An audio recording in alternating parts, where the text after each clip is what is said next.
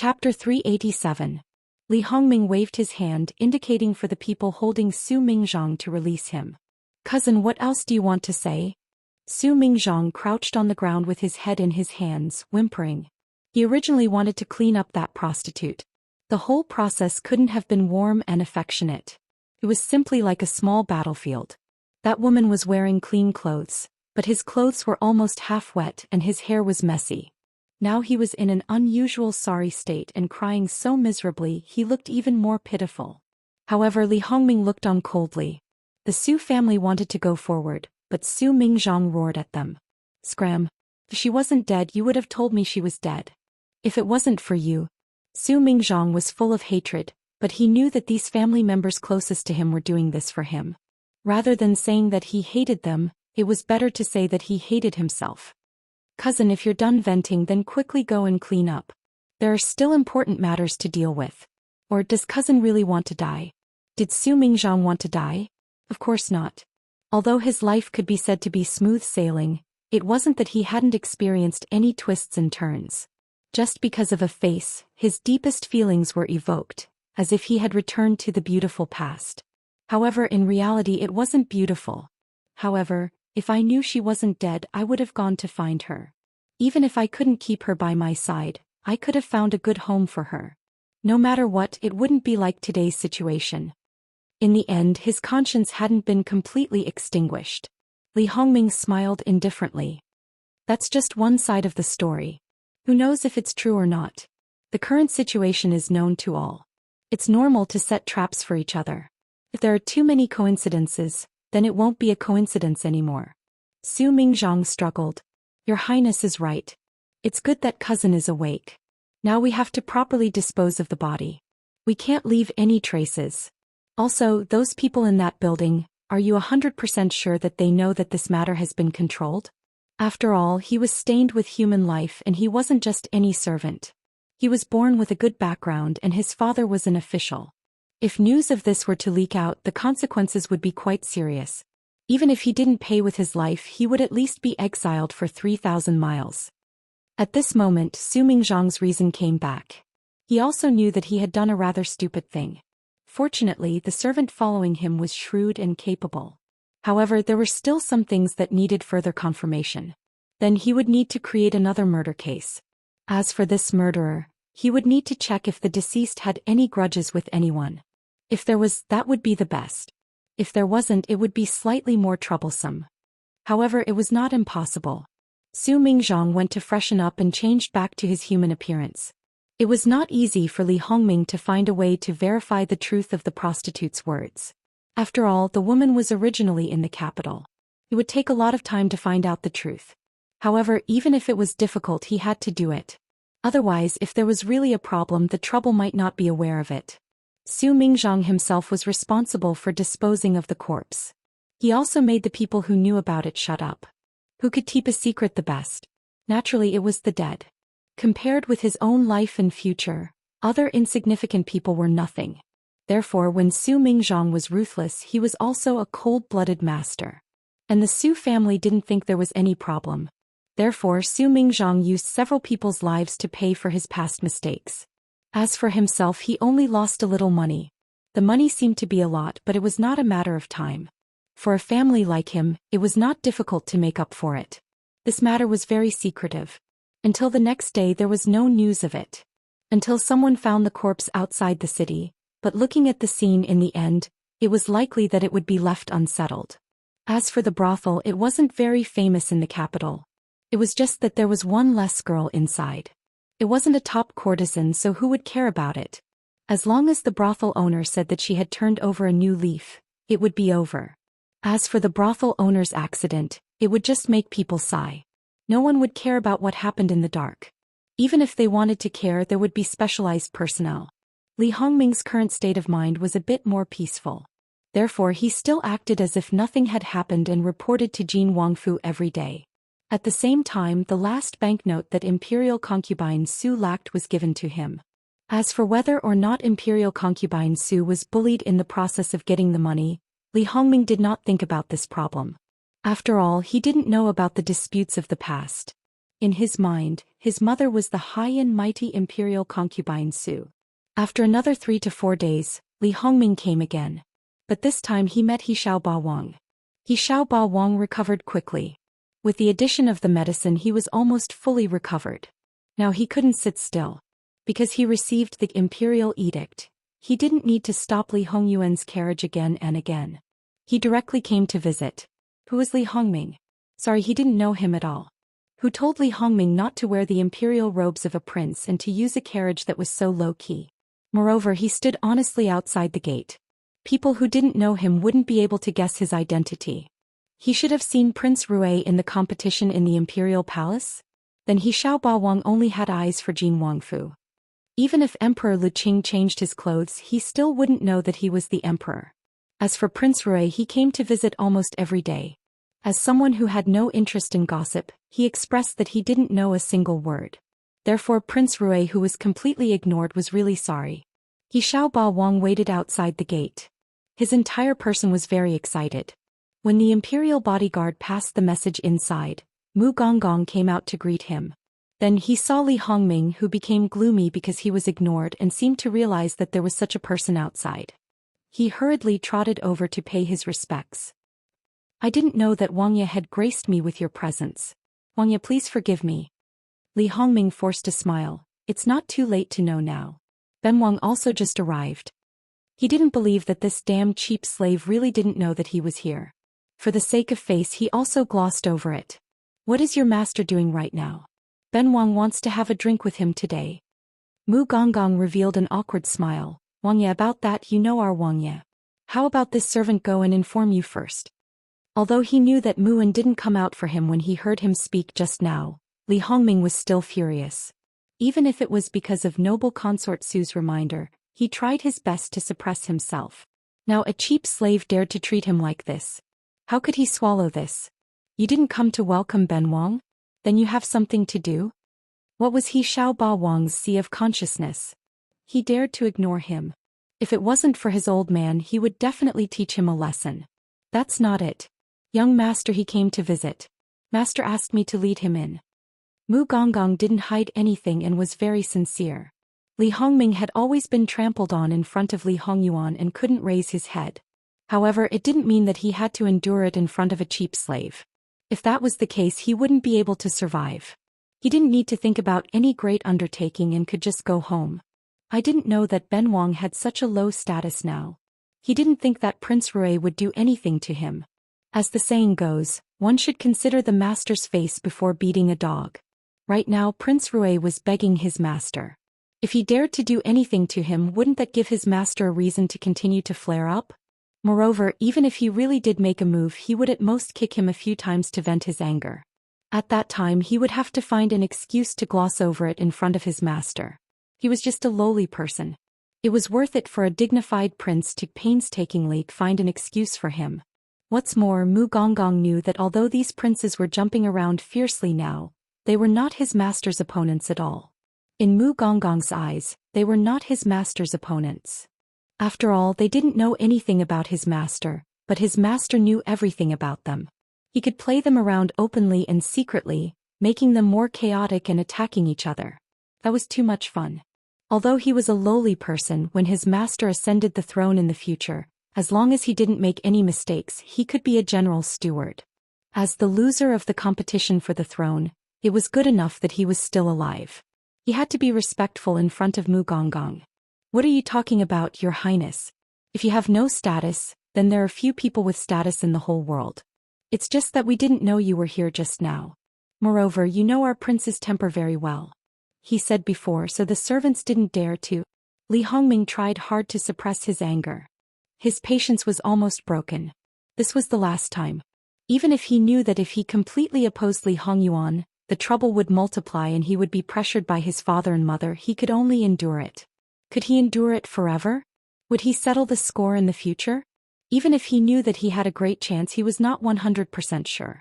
If he didn't take revenge today, he might not be able to in the future. He felt that he should learn from Li Hongyuan. Li Hongming's thoughts were in turmoil and he didn't speak for a long time. On the side, little tyrant, he was already impatient.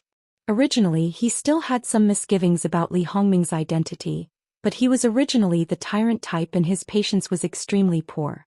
In any case, his old man didn't tell him about the people that he couldn't provoke. Moreover, he didn't do anything. Now that he saw them chattering, it was delaying his time. You can continue talking, I'll go in first. He directly rushed into the gate of Jin Wangfu. Therefore, as expected, when Mu Gonggong saw the noble Prince Rui's face darken a layer, he gloated a little in his heart and secretly thought that Hejia's little Gongzi did well. As for whether Hejia's little Gongzi would be troubled by Prince Rui because of this, it had nothing to do with him. Would your highness please wait for a moment? This servant will go and report to master. Then he also slipped away. When Mu Gonggong entered the gate, he didn't see He Jihai. This boy ran really fast. However, he reckoned that the other party had someone lead the way to the martial arts arena. Master wasn't at the martial arts arena. Originally, he wanted to give him the cold shoulder, but in order to make Prince Rui lose face, he benefited He Jihai. As expected, He Jihai went straight to the martial arts arena. From his point of view, since Jin Wangye let him in, it meant that he had accepted the challenge. Then there was nothing to say. As a result, he stood in the empty martial arts arena with a bleak face. The person who led him in had already left. Other than him, there was not even a shadow of a ghost. Was there really no one in the Wangfu? Of course not, there was, and there was more than one. It was just that as shadow guards, they were good at hiding and their positions were relatively far away. Originally, He Jihai's 5 senses were very strong, but because he didn't see the person he wanted to see, his mood became a little irritable. Because he didn't discover it, if he could calm down, he would never make such a low-level mistake. Therefore He Jihai needed to adjust. There were indeed many things to teach. When Mu Gonggong returned to report, he stood obediently with his head down and eyes down. In his line of sight, there was only a square inch of land under his feet. Only because Jingwan was now half leaning on the couch, softly reading a book. Li Hongyuan was lying on her lap with his eyes closed, enjoying as much as he wanted. If outsiders knew about this, who knows how many people would want to beat him to death. Li Hongyuan didn't give any instructions, so Mu Gonggong just stood there with his mind empty. After Jingwan finished reading a paragraph, she closed the book. Her hand fell on Li Hongyuan's face and gently rubbed it with her fingertips. Let's settle the matter today. It's really annoying to visit all day long. However, Prince Rui's endurance is really impressive. As a powerful prince, he was humiliated by his powerless brother again and again, but he could bear it without changing his face. It was really amazing. However, because of so many worries, he didn't even dare to be casual. Therefore, he probably had no chance to take revenge in the future. What was the point of living so sullenly? Sure enough, her husband was like this. Only when he took revenge and vented his anger at the same time could he be happy enough. But thinking about it, Li Hongyuan's carefree nature and ability to do whatever he wanted was due to the fact that he had enough trump cards in his hands and had the advantage. And this advantage was completely created by himself. Therefore, everything still depended on oneself. Even if other people had the same conditions, it would still be difficult to replicate. Jingwan lowered her head and looked at Li Hongyuan with a soft smile. This man was really blessed by God and was favored by God. It was just that he was not close to them. But it didn't matter. He had her. They would be the closest lovers and the closest relatives. They would have children in the future, and there would be a 3rd generation, a 4th generation, and a house full of children and grandchildren. The lack of relatives before could be made up. Li Hongyuan opened his eyes and looked at Jingwan. They only had eyes for each other, as if they would be like this forever.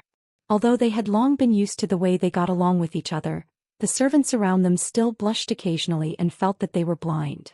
Jingwan couldn't help leaning over and kissing the tip of his nose. Let's solve the problem as soon as possible. Li Hongyuan slightly raised the corner of his mouth. Wanwan has given me the reward. It's my duty to solve the problem. Jingwan tapped the tip of his nose. You're so talkative. Li Hongyuan got up. I'm not talkative. I'm just telling the truth. Yes. Then go quickly. Jingwan pushed him. As you wish, my wife. He cuddled with Jingwan for a while before standing up and changing his clothes. Moon and take Li Hongming to the martial arts practice field. Eunuch Mu took the order and quickly left. Although he was a eunuch, he still couldn't stand the atmosphere between the two masters. In the past, the princess would restrain herself. Even if they were close, she would still be scrupulous about their existence. But when did she no longer care about them? Thinking about it carefully, It seemed to be after she learned that the master had never touched other women. Yes, it was true. It was no wonder that the master didn't take other women before. He had set his eyes on them early on. Sure enough, he knew their nature very well. However, the master first set his eyes on the princess when the princess was 8 years old. There was no need to investigate this kind of unsolvable problem. He Jihai was irritable and irritable. He looked like he was about to go berserk. Once he went berserk, he might run amok in the Wangfu. Then he finally saw the late Jin Qinhuang. The negative emotions disappeared without a trace. His eyes lit up like a puppy that saw a meat bone. He couldn't wait to pounce on it. Don't talk about the people who came with Li Hongyuan and the people who were hiding in the dark earlier. Even Li Hongyuan himself was a bit speechless. The Heisher he met before was really too different. If he hadn't checked before and knew what kind of nature He Jihai had now, he would have a basic idea. He was afraid that when he saw He Jihai for the first time, he wouldn't have been able to accept it so easily. When facing other people, He Jihai might forget what he shouldn't forget. But when facing Li Hongyuan, his old man told him that he must greet him before making a move. At this moment he still remembered. This commoner greets the Wangye. But that gaze was also Li Hongyuan. If it was someone else, they might have fled. But other than Li Hongyuan, it would be difficult for other people to enjoy this kind of treatment. It couldn't be said that it didn't exist, but it might be difficult to encounter. After greeting, He Jihai waited solemnly, ready to fight at any time. Don't be anxious. Li Hongyuan waved his hand and let people remove all the weapons on the field. He couldn't disobey his wife's orders. When they went out, Wan said that if there were injuries on the body, if there were wounds, they were not allowed to enter the room for a month. If there were bruises, they were not allowed to enter the room for 10 days. If there were more serious internal injuries, then it would be 3 months. Even if she couldn't sleep all night this time, she wouldn't give in. As for making a move, it might be difficult to control the injuries. Jingwan expressed that she didn't care, it was best not to fight. This threat for Li Hongyuan could be said to be serious. Besides, he might be itchy to fight because he hadn't been active for a long time when he saw a strong enough opponent, but once was enough. He would never be like He Jihai. Moreover, he didn't rely on his body to fight but on his brain to fight. His battle strength didn't necessarily decrease. Li Hongyuan believed that the latter should be stronger. It was not that he became stronger but that he restricted the opponent. He Jihai was a person who purely relied on his body to fight. Therefore, when he was excited, he often went crazy. This must be reversed. He Jihai saw that the weapons were taken away, a little unhappy. But thinking that he was quite satisfied with fighting barehanded last time, he abandoned this unhappiness. Li Hongyuan didn't say anything. He was ready to give He Jihai a good beating today. Sure enough, after making a move, He Jihai felt completely different from the last time. That feeling was that he was restrained everywhere. He had endless power but he couldn't use it at all. How could he be so aggrieved? And because of this, last time he could give Li Hongyuan a taste of his own medicine. This time it was really a one-sided beating. He Jihai wanted to jump out of the battle and control the rhythm by himself, but he couldn't do it at all. From the beginning to the end he was controlled by Li Hongyuan. Wangye, can't you fight like last time? He Jihai, who usually didn't talk nonsense when fighting, couldn't help but open his mouth now. His face was expressionless. In just a short while, a punch landed unceremoniously on He Jihai's chest. He Jihai's body retreated, but Li Hongyuan did not follow. Thus, the battle began and He Jihai got what he wanted. He Jihai rubbed his chest and frowned at Li Hongyuan. He had never encountered such a situation before, so he was very unhappy. Li Hongyuan stood with his hands behind his back, looking coldly at He Jihai. Your real enemy, will he fight according to your rhythm? He obviously can absolutely restrain you, but he doesn't use it? Do you think someone will be so stupid? If you want to fight, then continue. If you don't want to fight, then you can get lost from this Wangfu. Fight? Why shouldn't I fight? He Jihai rushed up. He didn't believe that he couldn't break this damned situation. He Jihai was angry, but what was different from last time was that last time, it was a fire ignited by boiling blood. Now it was anger that came from being sullen.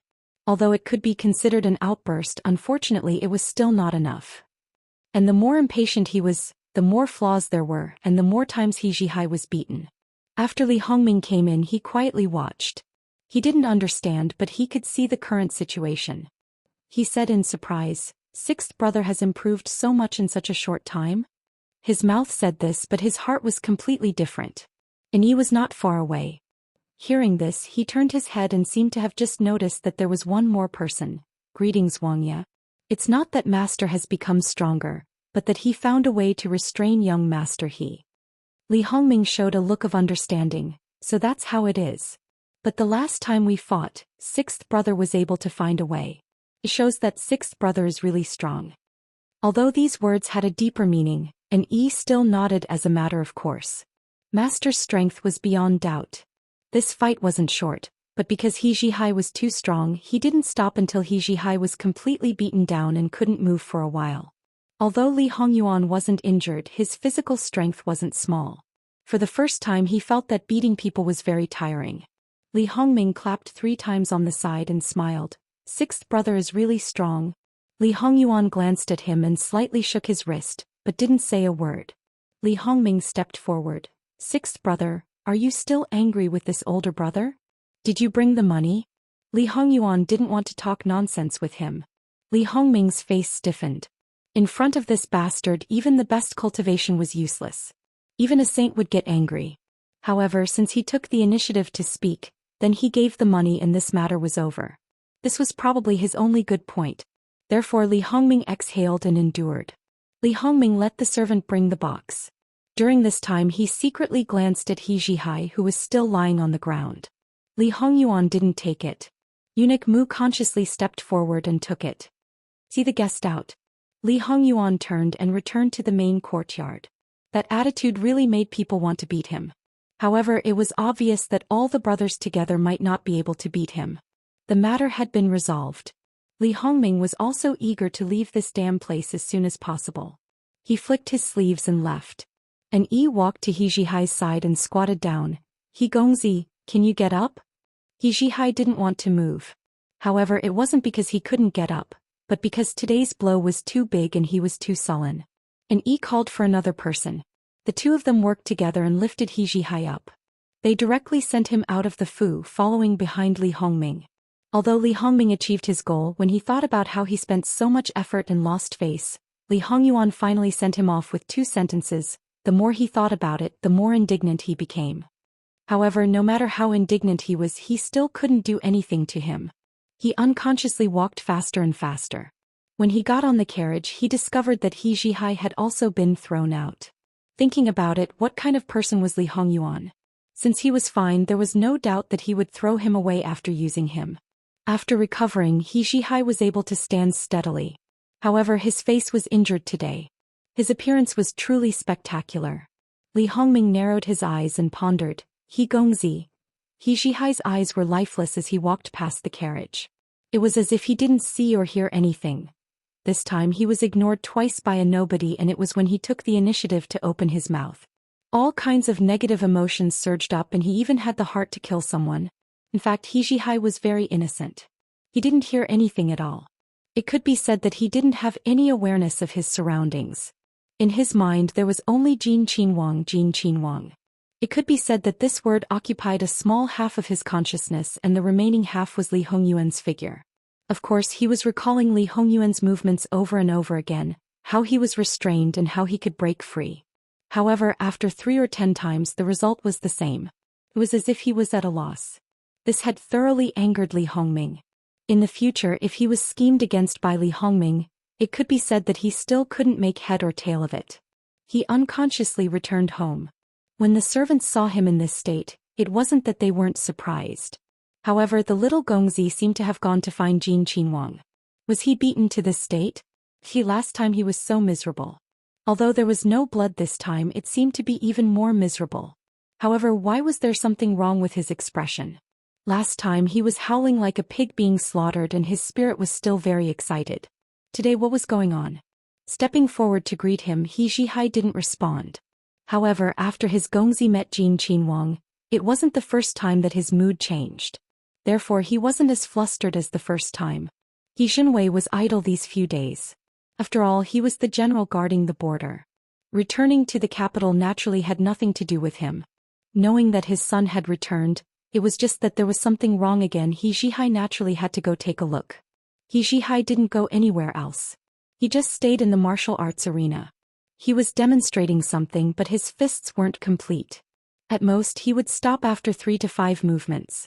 Sometimes he would just raise his hand or kick and then stop again. He Jinwei stood at the side and watched. After about a quarter of an hour, He Jihai stopped dejectedly. What's wrong? Did you encounter something that you can't figure out? He Jinwei looked at that green and purple face. Although it was still a distance away from a pig's head, when He Jinwei saw it, he didn't feel distressed. Dad, he felt quite happy. Dad. Although he lost, He Jihai didn't feel ashamed. He originally couldn't beat Jin Qinhuang. Before he was sullen, but now he was even more disheartened. He Jinwei's eyes narrowed. This kid never knew what it meant to admit defeat. He belonged to the type that kept on fighting despite repeated defeats, not a waste that kept on losing. What happened? Tell father. Although I can't beat you, this brat, in other aspects you're too far behind. Regarding this point, He Jihai actually agreed very much. Therefore he talked about today's matter. He Jinwei was amazed. Last time when his family's evil spawn fought with Jin Qinhuang, in his view, Jin Qinhuang's bones might have the same madness as his son. However, today his style completely changed. Regarding He Jihai's situation, no one was clearer than the He family. It wasn't that they didn't think of using Li Hongyuan's method to restrain him, but the gap was a bit big. As the saying goes, one strong person can defeat 10 skilled people. Therefore this method was simply useless. Unexpectedly, Jin Qinhuang did it. Thinking about those words that Jin Qinhuang said, He Jinwei was his stupid son who only knew how to fight and kill. He always felt that Jin Qinhuang might. What else did Jin Qinhuang say to you? He Jinwei asked without leaving a trace. What else did he say? He Jihai scratched his head. He seemed to have said something at the end. What was it again? Seems to be quite important. Let me think about it. Oh, I remember, Jin Qinhuang said. Let General He return to the northeast border city as soon as possible. When He Jihai finished speaking, he then realized in hindsight that this wasn't quite important. It was clearly very important. He only put all his thoughts into martial arts, but it didn't mean that he was stupid. He immediately put away that dejected look and became somewhat serious. Dad, you evil spawn, Lousy didn't say anything more. Did you just throw such an important thing to the back of your mind? He Jinwei once again wanted to slap him to death. If there wasn't any special situation, Jin Qinhuang wouldn't say such words for no reason. At this time, He Jihai also didn't have the confidence to refute his old man, who knew that Jin Qinhuang would say such words at that time. It's already good that I can remember now. If it was any other time, it would be strange if I could remember. You still have reason? If it was really the first time they fought, he easily discovered this boy's weakness. The second time they fought, he was able to successfully restrain him and let this evil spawn maintain a corresponding sobriety. Coupled with this last sentence, He Jinwei had to completely re-evaluate Jin Qinhuang. Dad, wasn't I born this way? I can't change it. Can't change it? Didn't Jin Qinhuang help you change it today? He Jihai choked and was speechless. He Jinwei sneered, what, you've been hit? Now that you know you're not Jin Qinhuang's opponent, you won't come knocking in the future? This is the best. In the future, stay obediently for Lousy and don't cause trouble. Who said I won't go? I will definitely find a way to crack it. He Jihai straightened his neck and said, just you? He Jinwei looked at him with disdain from head to toe. Just me. He Jihai's fighting spirit was once again ignited. This isn't something you can just talk about. He Jinwei turned his head, but his face was unprecedentedly solemn. He Jinwei went to find his mother and wife. They were the best candidates for him to discuss countermeasures. After all, when they were in Border City, they were involved in many things. The generals under their command were also very convinced. Looking at his face, the mother-in-law and daughter-in-law knew that it was not a small matter. So they both became serious. He Jinwei didn't hide it and told them in detail, including his own guess. Now that we suddenly revealed it, there are 2 reasons. Now that he suddenly revealed it to us, there are only 2 situations. First, he is purely concerned about the safety of Qiyuan's country. He has his own channels and knows that the northeast border is not good. Second, he wants to rope us in for his use. After all, at least on the surface, Jin Qinhuang has no power or influence, but he is His Majesty's most beloved son. Under normal circumstances, even if he can't take the lead, he can still contend with Prince Kong, Prince Rui and the others. Therefore, there must be a reason why he can't be open and above board. Perhaps he needs to make preparations for seizing power by force. As for letting me return to the border city, it should be mixed with the first point. I didn't expect that there was still one hidden. The water in the capital is muddier than expected. Old madam, he sighed. Then what should we do now? Our He family has never been involved in these things. How about you, Jihai? Don't go there in the future. No, if Jin Qinhuang really wants to do it, saving Jihai is equivalent to saving Jihai. Teaching the Sea of Consciousness is equivalent to saving the life of the Sea of Consciousness. We can't ruin the chance of the Sea of Consciousness just because of some of our guesses. If we can get in touch with Jin Qinhuang, it would be good to know his purpose. Although they weren't brainless people, but when it came to scheming, they were still far behind the literati. I'm afraid it's impossible. Jin Qinhuang is secretly managing his power and no one is aware of it. It shows that he is meticulous. He won't easily get in touch with the generals. Jihai is also a brainless person. He only got the emperor's permission to get in touch with him. At this point, the three of them were shocked. If all of this was really planned by Jin Qinhuang, his thoughts are very deep. He has been eyeing our He family for a long time. For this kind of person, we are really powerless. If we really want to rope them in, we don't even need them to nod and we can achieve our goal. So for this kind of person, we can't do anything. We can only wait and see. When the time comes, we can deal with his moves or we can be led by the nose. Is there any other way? Tomorrow there will be a banquet. The various Wang Fu have also sent invitations. Jin Qinhuang Fu might have something to say.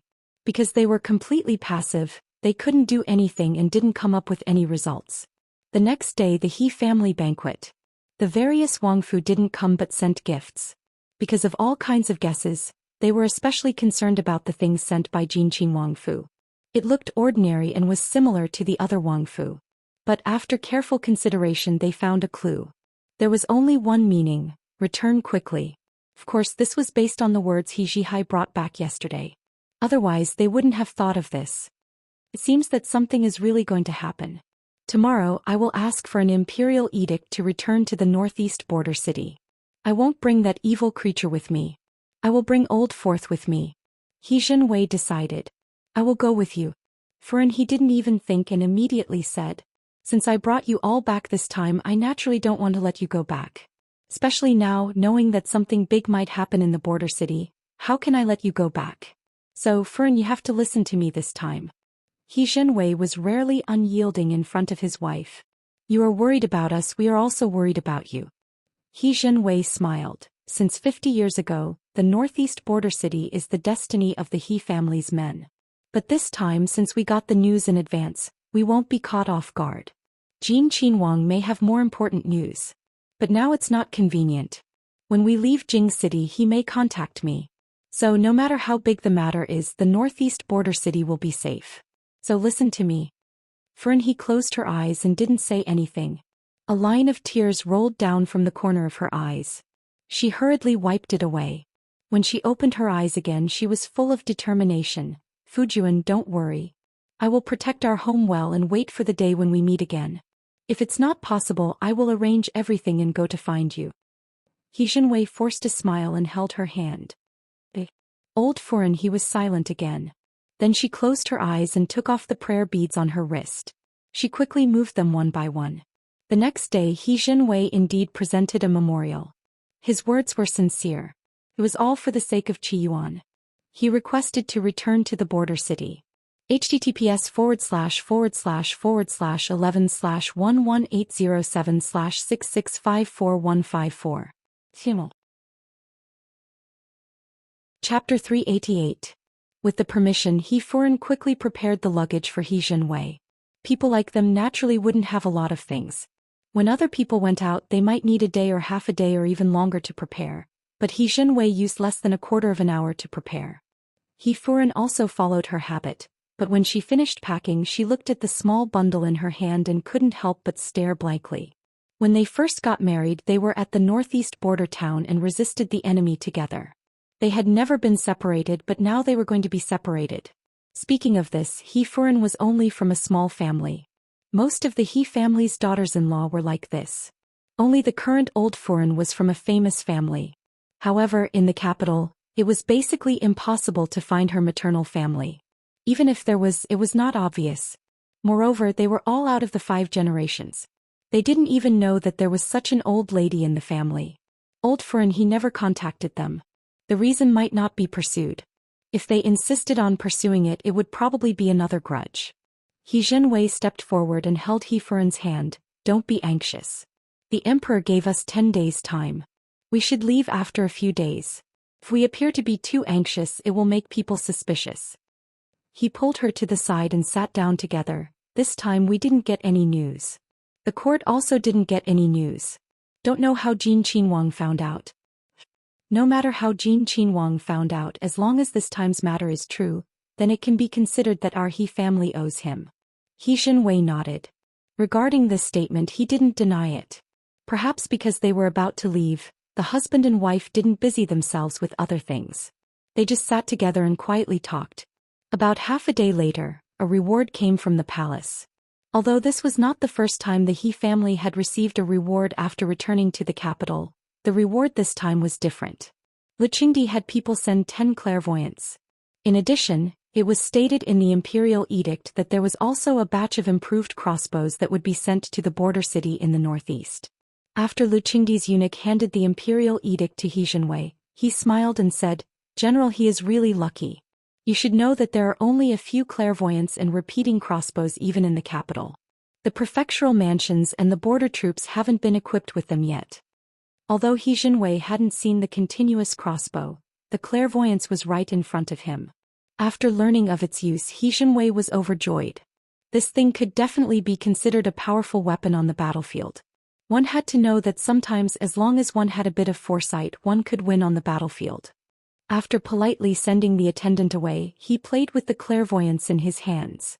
He loved it so much that he couldn't put it down. Good stuff, it's really good stuff. I wonder who has such an ingenious mind. The other members of the He clan were also amazed, and He Hai once again displayed his tyrannical nature, making a move to snatch it, preparing to take one for himself. But this time he wasn't allowed to succeed. The whole family acted together to suppress him. Other things were fine, but if it was given to him, then it was given to him. This was precisely the time when the border troops needed it, so it was hard for him to be willful and unbridled. Speaking of which, this time He Hai didn't care if he didn't return to the northeast border city with them. Of course, if he didn't meet an opponent like Li Hongyuan, he reckoned that he wouldn't be able to stay any longer and would be clamoring to return to the border city. Because he didn't know that a big war could happen, his entire person appeared to be a little heartless. As his parents and his grandmother, they could only shake their heads. As a son of a military family, if he could be like this for a lifetime, it could be considered a blessing. Unfortunately, it was impossible at that time. However, there were still people in the He clan supporting them now, so they indulged He Hai a little. After a few more years, he could no longer continue to be so naive. He Hai didn't get anything and was depressed. However, he also knew the importance of this thing. It was useless for him to hold it in his hands right now, so he didn't act foolishly. However, his heart wasn't at ease, so he went to find Jin Qinhuang to fight. Or it could be said that it was a one-sided abuse. Without the opportunity to be its stepping stone, He Hai naturally wouldn't enter so easily this time. After waiting for a long time, he would become irritable. But there was no other way out. As long as he wanted to achieve his goal, he had to obediently wait. Trespassing into the Qinhuang residence was a serious crime. He didn't want his old man to be punished when he was about to leave the capital. Even if he couldn't bear it, he had to endure. This was probably considered a part of Li Hongyuan's tempering of He Hai's consciousness. Li Hongyuan was also painstakingly. Of course, he only said one sentence. The one who was forced to suffer was still He Hai's consciousness. After the extreme irritation, He Hai could be considered to have some patience. However, after seeing Li Hongyuan, he still had a little bit of emotion. However, after being given the cold shoulder by Li Hongyuan for half a sikhen, he had already lost his temper. After that, when they exchanged blows, he was once again hung up and beaten miserably. It looked as if he had nothing left to live for. How about next time he didn't come? If you're always like this and don't know how to be flexible, then you don't have to come next time. With an opponent like you, this prince also feels strange and boring. He Hai was someone who couldn't withstand provocation. Hearing that the old member was an eyesore, he immediately jumped up. He Hai didn't think that he would be carried out like last time. Before leaving, Li Hongyuan also had someone give him a prescription. It was the prescription that made people hover between life and death and pain. Speaking of which, Gong Jiu also thought about improving this prescription. If he could reduce the pain without changing the effect of the medicine, not to mention making it feel the same as ordinary medicine, as long as it could be reduced to a range that most people could bear, then it would definitely be a miracle medicine. He first subconsciously retreated. What, giving him medicine wasn't enough? He still wanted him to suffer more torture? Li Hongyuan didn't even bother to look at him. Every profession has its own specialization. As a military doctor, what I've studied the most is medicine. Bring it back for your military doctor to take a look. If it can be improved, it can be considered a blessing for all soldiers. He exhaled. So it was like this. In the end, he wasn't someone who couldn't differentiate good from bad. He sternly said, no matter if it succeeds or not, this commoner will thank Wang Ye on behalf of the soldiers. You want to represent all the soldiers? Wait until the day you have the qualifications to sit on your father's position, then say those words. Even with He's thick skin at this moment, it was rare for him to turn red. This commoner will retire. He returned home and handed the things over to his old man. He Zhenwei took the prescription and some of his guesses seemed to become clearer. Of course, he asked about the whole process of He's fight with Li Hongyuan today. From the start of his visit to the end of his departure, he asked very detailed questions. These things, in He's view, there was nothing that couldn't be said to others. Whatever his old man asked, he would answer. Jin Qinhuang probably did want to rope in the He family, but he didn't take a fancy to him. Instead, he took a fancy to his son. He carefully trained and cultivated him just to make this stupid son loyal to him. After all, according to this stupid son's current situation, although he was angry and vexed, but in reality he still had a reverence that he himself didn't realize. According to this mentality, the possibility of him not being loyal to Jin Qinhuang in the future was too small. Jin Qinhuang really had a good plan. No, even if he wanted to cultivate this stupid son, it would take at least 3 to 5 years. Not to mention his current situation, even if he didn't have any problems, as long as he was still here and his elder brother was still here, it wouldn't be his turn to be in charge of the entire Northeast Army. The current situation was also divided into 2 types. First, Jin Qinhuang was cultivating the future general, his general, and also Qi Yuan's general. This meant that he was very confident in seizing the throne. Second, Jin Qinhuang would plot against all the men in the He family except for this stupid son. As long as they were no longer here, the Northeast Army would push this stupid son to the throne. Even if there were different voices, Jin Qinhuang would probably help to calm them down.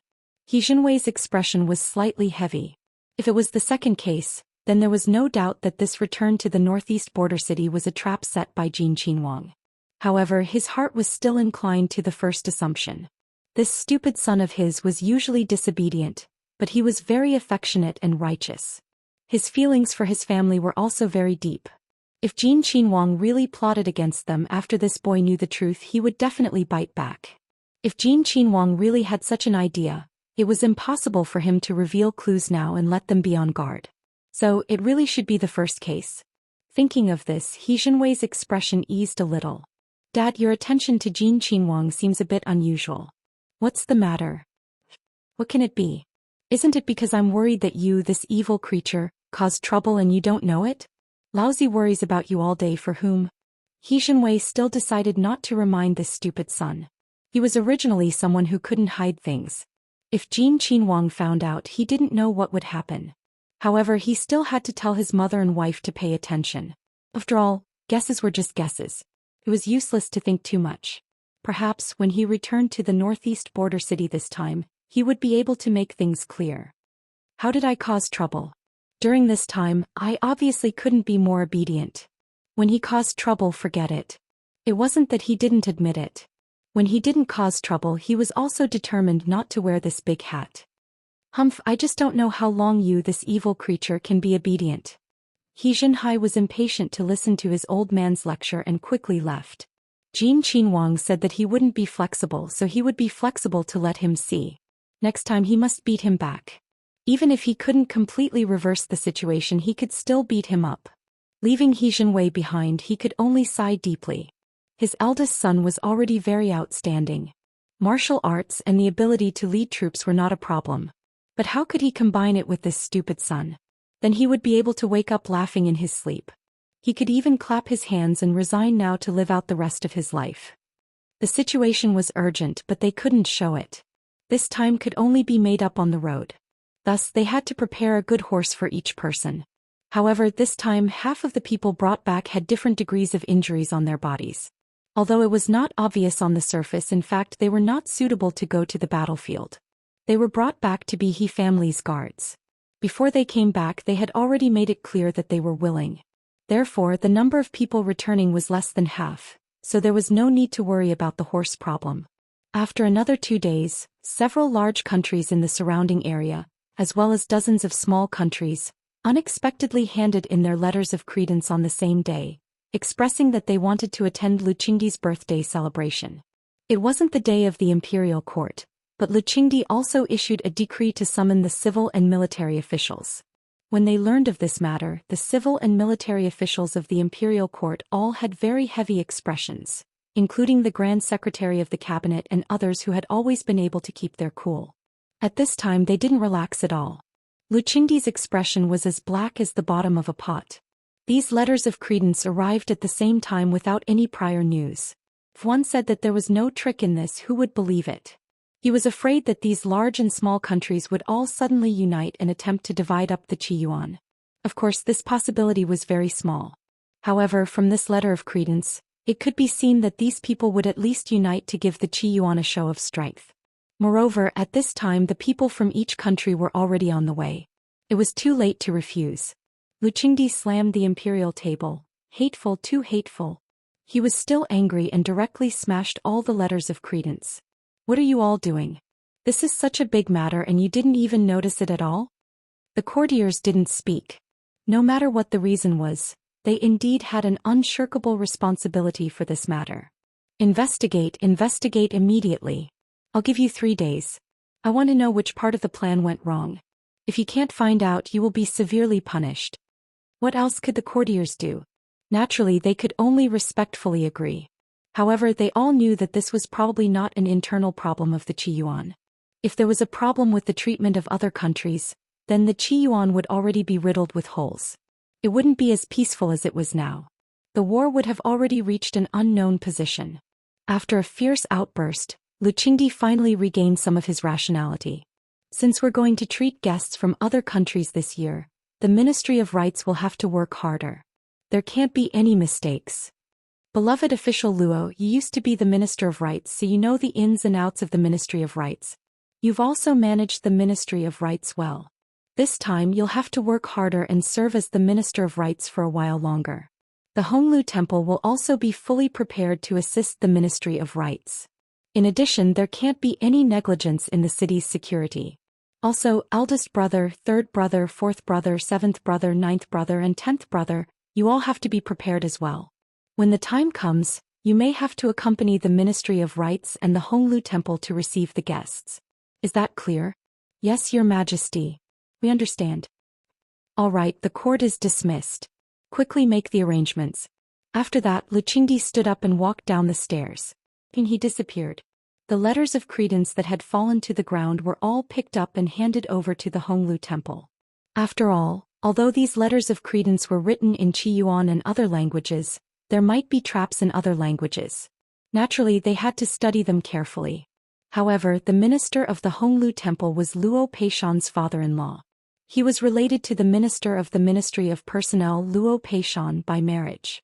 He was 1 generation younger than Luo Peishan, so there shouldn't be a problem for him to follow Luo Peishan's orders. Therefore this time they should work together more smoothly. Of course, most people didn't have any objections to Luqingdi's arrangements. However, there were also people who were dissatisfied, especially the left assistant minister of the Ministry of Rights. He was extremely resentful. After Luo Peishan was promoted to the minister of the Ministry of Personnel, the Ministry of Rights didn't have a new minister. The left assistant minister of the Ministry of Rights had been acting as the minister of the Ministry of Rights. He had been doing his best. The Ministry of Rights, which was usually very idle, was as busy as the Ministry of Personnel and Ministry of Revenue. He hoped that the Ministry of Rights could be removed from the position of acting as the Minister of Rights. Speaking of which, the left assistant minister of the Ministry of Rights was rank 2 while the minister of the Ministry of Rights was rank 1. If one wanted to be promoted from assistant minister to minister of the Ministry of Rights, one would have to jump 3 times in a row. Among the 6 ministries, only the Ministry of Rights could do this. It was no wonder that the left assistant minister of the Ministry of Rights was so anxious. However, some things didn't mean that one was doing a good job just because one appeared to be busy. Take the Ministry of Rights as an example. Under normal circumstances, there weren't many things to do. The busier one was, the more incompetent one was. One would appear to be busy if one didn't handle things well. However, the left assistant minister of the Ministry of Rights was eager for quick success and instant benefits. He wanted to perform well and would find something to do even if he had nothing to do. The emperor's birthday celebration wasn't held every year. Luchingdi wasn't a very extravagant person. Other than celebrating his birthday, it was up to him whether he wanted to hold a celebration or not. Last year there was a flood in the south and Luchingdi didn't intend to hold a birthday celebration. In the end he only held a family banquet because he hadn't held a birthday celebration for 3 consecutive years. This year, under the advice of the courtiers and the fact that Luchingdi already knew that his son and daughter-in-law had brought him a lot of money, the national treasury was fine. The left assistant minister of the Ministry of Rights was extremely regretful that he didn't have a chance last year. This year he seized the opportunity and naturally wanted to show off his skills. After receiving the decree a month or 2 ago, he had been busy. Even if the previous days were cloudy, it didn't affect his good mood and drive. This was because he wanted to do everything himself. He wanted to ask about everything and couldn't wait to do everything alone. The right assistant minister knew of his ambition and simply didn't do anything. He simply watched from the sidelines and let the left assistant minister do his own thing. If the right assistant minister interfered, the right assistant minister would think that the right assistant minister was trying to steal the credit. It was true that he had contributed to the celebration, but that was all. In any case, based on the left assistant minister's capabilities, he would have to wait at least 3 to 5 years before he could be promoted to the position of minister, provided that no one else succeeded him during this period of time. However, the right assistant minister chuckled. With the left assistant minister's performance, it would already be good if he was not demoted. Sure enough, there were more important things. Luchingdi didn't trust the right assistant minister at all. As a matter of fact, the things that were almost ready were directly taken away by Luo Peishan. How could the right assistant minister not hate him? Originally, after the appearance of the letter of credence, the right assistant minister's heart was different from the others. In his opinion on such an important matter, the acting minister definitely couldn't do it. It was highly likely that he would be directly promoted to minister. He was just waiting for Luchingdi's decree. In the end, Luchingdi's words completely pushed him to the bottom of the valley. The right assistant minister's expression changed from joy and excitement to ferociousness as if he had been struck by lightning. Fortunately, he didn't waste his time and controlled his expression in time. Luchingdi didn't see it. The other civil and military officials were listening to Luchingdi attentively and didn't notice it either. Otherwise, Luchingdi would have exploded on the spot. At this moment, facing Luo Peishan, the right assistant minister congratulated him with a fake smile. After all, they had worked together for a long time. How could Luo Peishan not know his temperament? However, in comparison, Luo Peishan didn't show it at all on his face. He smiled elegantly and was a gentleman. His words were smooth and beautiful. It sounded very sincere and there was no hypocrisy in them. The left assistant minister of the Ministry of Rights' face turned green and white. He couldn't keep it together. Hey, what's wrong? You don't look so good. Is there something wrong? You must take care of yourself. In the future, this official will have to rely on everyone in the Ministry of Rights for many things. Luo Peishan's concern was sincere and his words were unusually sincere. When Luo Peishan was still the minister of the Board of Rights, he was truly the model of a gentleman. He was elegant and graceful. After he was promoted to the minister of the Ministry of Appointments, this did not change much. It was just that his mouth displayed an extremely powerful combat ability. He did not use a single word of profanity and quoted from the classics. A group of people could be rendered speechless and almost vomited blood by his words. Even the imperial censor, who was known as the Iron Mouth, could only be defeated by his words. Now that he went up and spoke in a strange tone, wasn't he asking for a beating? The left assistant minister of the Ministry of Rights was extremely regretful. He wasn't asking for a beating. His brain had gone haywire. Otherwise he wouldn't have gone to look for Luo Peishan in front of so many people. Not only did it damage his image, but he also couldn't say anything. After a while he said, "Thank you for your concern, Your Excellency. This official doesn't feel unwell."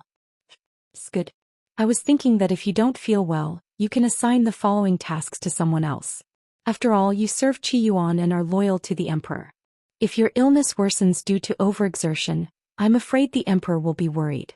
However, as a subject, how can I let the emperor worry about trivial matters like mine after exhausting himself for national affairs? That would be a great sin, wouldn't it?" Luo Peishan said with a smile. The left assistant minister of the Ministry of Rights felt a chill in his heart. Just now he had been thinking of simply quitting.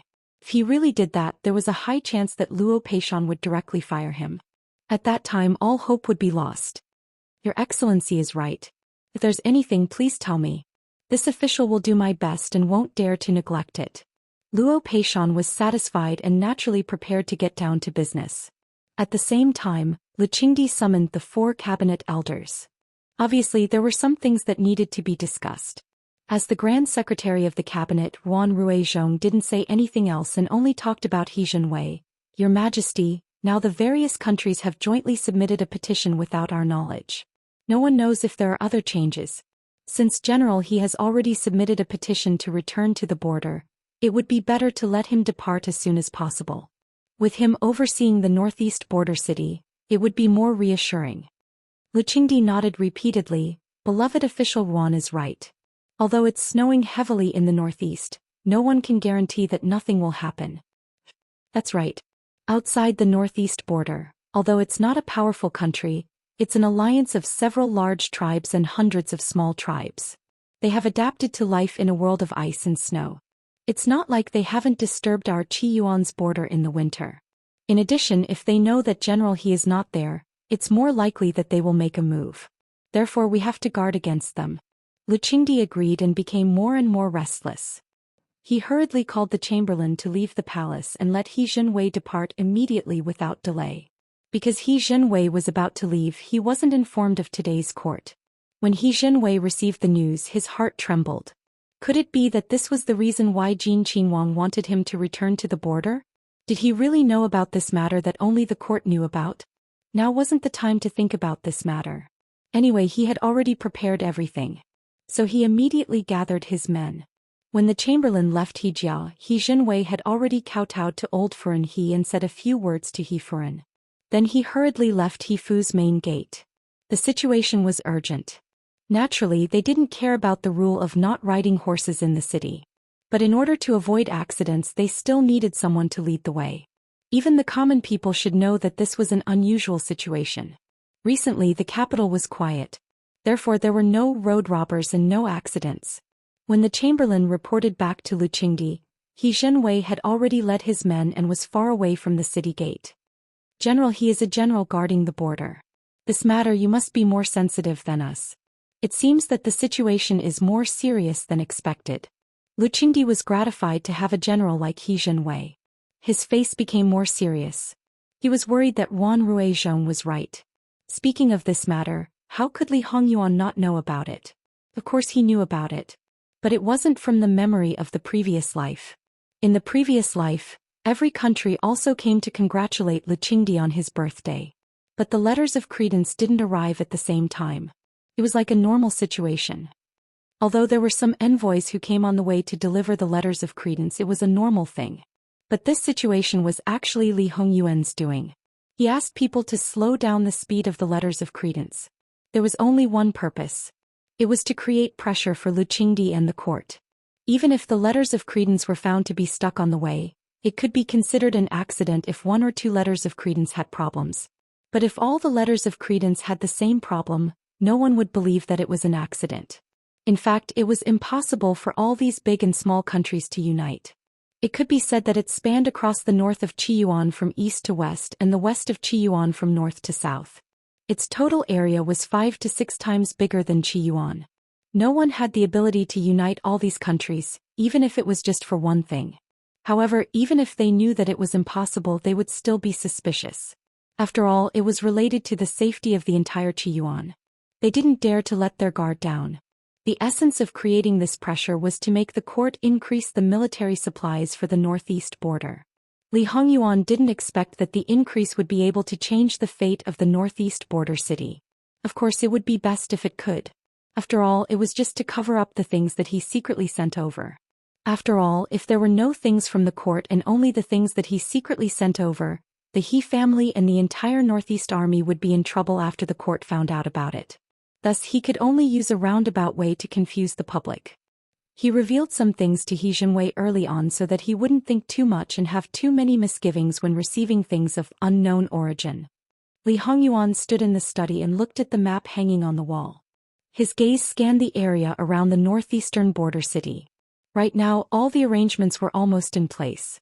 If the He family members were all dead and the northeastern army lost most of their members, then Li Hongyuan would have to doubt the authenticity of the He family's reputation. He would have to wonder if the northeastern army was filled with useless people who only knew how to make up the numbers. This prince has racked his brains. If you don't work hard for this prince for the rest of your life and conquer a wider territory, this prince will tear you apart. Li Hongyuan said softly. There was even a hint of a smile on his face, but it gave people a sinister feeling for no reason. Dark One, who was hiding in the dark, mourned for He Jinhai. It was an honor to be personally taught by his master. However, this honor came with a huge price to pay. Meanwhile, He Jinhai, who was in his own home, sneezed twice.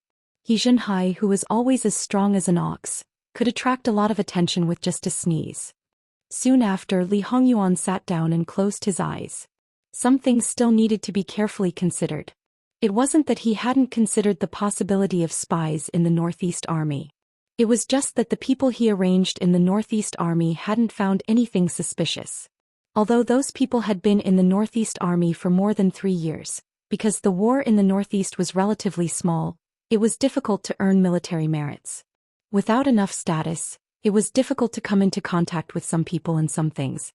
The military camp was originally an important place that didn't allow people to casually wander around and explore. However, this time the people Li Hongyuan sent to contact He Jinwei had already received his instructions to remind the other party. If He Jinwei paid attention, it would definitely be more useful than 100 people he sent. After Li Hongyuan left the study, Dark One slipped forward, took the geomancy map from the wall, and destroyed the corpse to eliminate all traces. In Li Hongyuan's study, there was no harmful thing to be found. That night, after the majority of people had gone to bed, Li Hongyuan got up from the bed and, as expected, startled Jingwan. "Where are you going?" Jingwan rubbed and asked. Li Hongyuan kissed her face. "I'm going to find your grandfather." "You continue to sleep." Jingwan sobered up a little. "Is it related to the letter of credence?" Such a big matter was known by all the civil and military officials. Since it wasn't deliberately hidden, even the inner courtyard of the noble houses could easily know. "And your grandfather and the others don't know. I have to remind them that there are still some things they need to do." "This is your doing again?" Li Hongyuan smiled but didn't say anything. The meaning couldn't be more obvious. Even if Jingwan couldn't see it in the dark, she could still understand. Jingwan was already accustomed to Li Hongyuan's resourcefulness and didn't want to say anything. "Can't you let Dark One and the others go? It's better for me to go by myself. After all, if I encounter any problems, I can solve it on the spot. Dark One and the others can't make the decision." "That's right. Then go early and come back early. Be careful." "Don't worry." Li Hongyuan leaned closer and kissed her again. He turned over and got out of bed. Even if he had to do some things in the dark, it wouldn't hinder him at all. If it was necessary, Li Hongyuan would have no problem tying up his hair himself. Outside the room, Li Hongyuan was not surprised to find Nanny Gong standing quietly. The other maid who was on night watch was sleeping soundly. Wanwan might not be able to sleep. Nurse Gong might as well go in and talk to her. Yes. Li Hongyuan went out. Except for Dark One, who had been waiting for a long time, and the shadow guards nearby, no one knew that Li Hongyuan had gone out. Luo Peishan was still busy in the study. The door of the study was wide open, but there was a brazier in the room. Luo Peishan was old, so it was necessary to keep warm. Hearing the sound at the door, Luo Peishan raised his head. When he saw the person coming, he calmly got up, greetings to Wang Ye. It seems that official Luo has been waiting for Ben Wang. Luo Peishan smiled as he stroked his beard. If there are no accidents, even if Wang Ye doesn't come himself, he will send someone. Then what if there are accidents? Li Hongyuan sat down and poured himself a cup of hot tea. Then this matter is really troublesome. Although the Minister of Appointments said this, there wasn't a trace of worry on his face. Official Luo seems to have a lot of confidence in Ben Wang. Third girl is Jin Wangfei after all. Even if I don't trust her, I still have to trust her. In other words, it wasn't because of Li Hongyuan. Official Luo has always had a lot of opinions about Ben Wang. If in the future Wang Ye has a good and delicate daughter. Originally, he wanted to raise her for 2 more years, but she was taken away by a wild boy who popped out of nowhere. Wang Ye's mood would be the same as this old official's. Luo Peishan wasn't insinuating, he was already pointing it out. Let official Luo know that Ben Wang doesn't like daughters. Li Hongyuan didn't mind Luo Peishan's disrespectful words. He took a sip of tea and said indifferently. This time, the Minister of Appointments finally showed slight astonishment. Why? Daughters all like to stick to their mothers and can't easily beat them. What else could it be? If it was a son, he would beat him up and scram as far away as possible for lousy. Luo Peishan couldn't stop the corner of his mouth from twitching. Your possessiveness is a bit too strong, and you said it so righteously. You're a big man and you have the nerve to say it? However, Jin Qinwang, who had already said this, didn't blush and his heart didn't skip a beat. He looked so normal that he couldn't be any more normal. If that Wan really gave birth to a daughter, would Wang Ye not want her? After raising her for more than 10 years, would there be no feelings? When the time comes, she will also have to marry. Would she not marry? Li Hongyuan glanced at Luo Peishan. Prepare a few husband candidates as soon as possible. They will revolve around her all day long and naturally won't have time to pester her mother. Whoever can gain her favor, she will naturally marry that person. As for when she will marry, it will naturally be up to Ben Wang to decide. Don't talk about raising her for 2 more years, even if it's 10 or 20 years, so what? Who can force Ben Wang to marry his daughter? If Ben Wang's daughter doesn't marry, the man can only wait honestly for Ben Wang. Even if he is a bachelor for the rest of his life and is not allowed to touch other women for the rest of his life, he still has to wait. Luo Peishan already didn't want to say anything. Finding a child son-in-law was one thing, but to find several at once, wasn't he afraid of being mourned to death by the imperial censor? This person, that is, he can force others but others can't force him. Then he shed a tear of sympathy for the living king of hell's son-in-law, whose whereabouts were still unknown. With such an old father-in-law, he was destined to be miserable for the rest of his life. Forget it, there was no need to talk about these things. If he talked too much, Luo Peishan would feel sad. Since Li Hongyuan planned such a thing, he naturally had to ask him the reason. Li Hongyuan didn't hide it and simply said. Although he didn't mention the details, he pointed out all the important points. Luo Peishan said solemnly, according to Wang Ye's meaning, the next step is to propose to the emperor to increase weapons, provisions and other things to the northeast? That's right. You know how the imperial court works. If it's not urgent, there will always be some wrangling. At that time, I'm afraid it will delay things. So this will depend on Luo Darren. Strive for as much as you can, and if you can't, don't wrangle. Don't make it so that when war really breaks out, you can't even take out the things Ben Wang has prepared. Luo Peishan nodded. This old subject understands Wang Ye's meaning. After that, they also talked about some other things. From start to finish, Li Hongyuan stayed for about an hour. When Li Hongyuan went back, he accidentally met someone who was also working at night. Looking at the vague figure, it should be a woman, but Li Hongyuan didn't ask anyone to follow her. Arriving at the same time after coming out of the letter of credence, it was not only the Qi Yuan who panicked, but also the spies from other countries who were hiding in the Qi Yuan's capital. They didn't know who had this kind of magical power, and there was no news from their own country.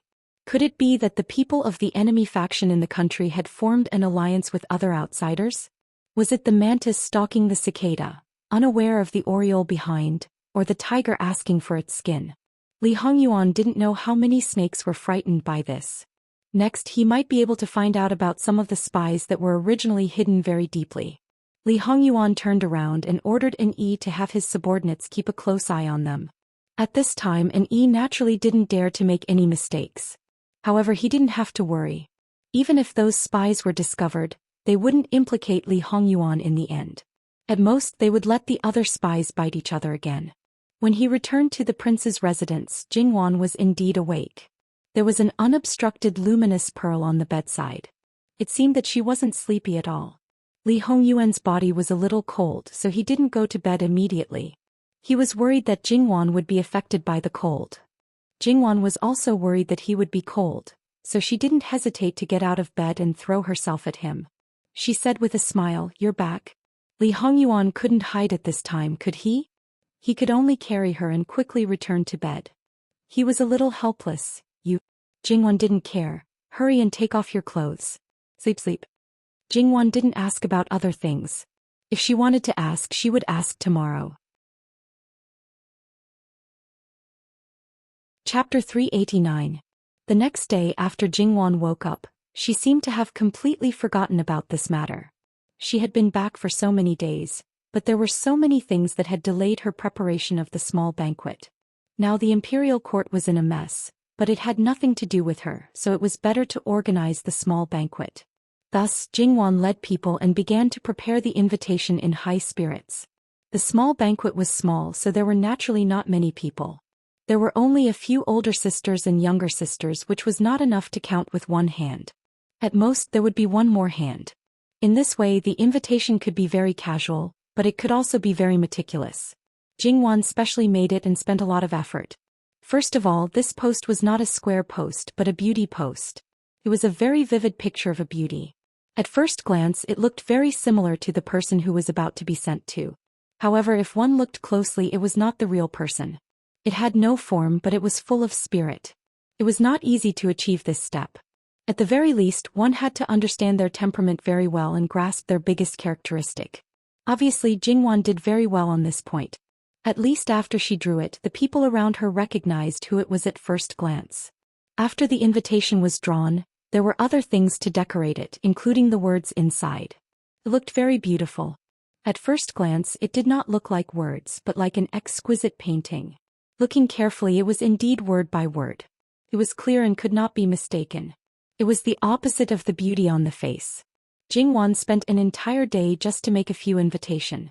This also meant that during this day, Li Hongyuan would definitely be neglected by her. The living king of hell turned into a vinegar jar in seconds. If Jingwan did not stop him in time, her day's hard work would have been ruined by Li Hongyuan. This guy was very likely to act up when he was jealous, so Jingwan did not argue with him and showed a little grievance. "My day's hard work, are you really going to ruin it for me?" There was a hint of "why are you so bad" in her eyes. Li Hongyuan's face darkened. Looking at the invitation, it was as if he wanted to kill someone. Jingwan reached out and hugged his waist. The pretentious look on her face disappeared without a trace. She smiled and said, all right. Are you really angry? It seems that you are also busy today." Li Hongyuan reached out and picked up a post. It happened to be Sunijia. This time Jingwan did not stop him. She believed that Li Hongyuan would not really destroy it. Ever since Wan started drawing the portraits of beauties, he has drawn quite a number of them. That portraits of 12 beauties should be about done, right? Since you're so free, why didn't you draw one for me? His dark expression did not improve at all. Jingwan chuckled. Although he didn't say it, Jingwan knew that he had been thinking about it from the beginning. Now he finally said it out loud. Wan thinks it's funny? Li Hongyuan reached out and pinched Jingwan's chin. It was as if a storm was gathering in his eyes. If it had been someone else, they would have been scared to the point that their legs would have turned to jelly. However, Jingwan was not afraid at all.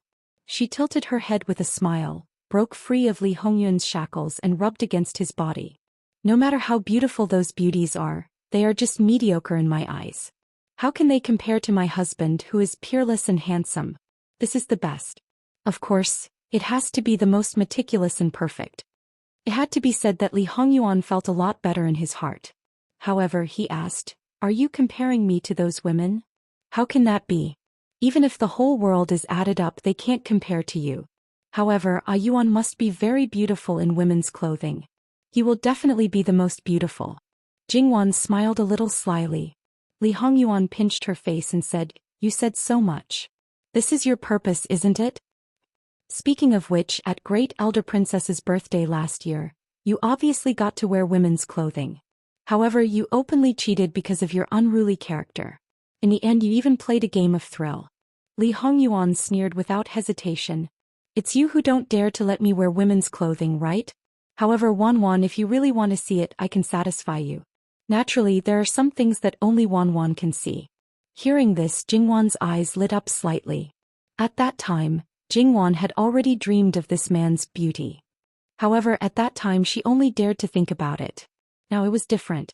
This man had agreed to it. Thinking of those famous men who were very famous in women's clothing in her previous life, they were not feminine at all in normal clothes. However, when they changed into women's clothing, they were so beautiful. Moreover, most of their women's clothing was in ancient costumes, which were easier to hide some of their body characteristics.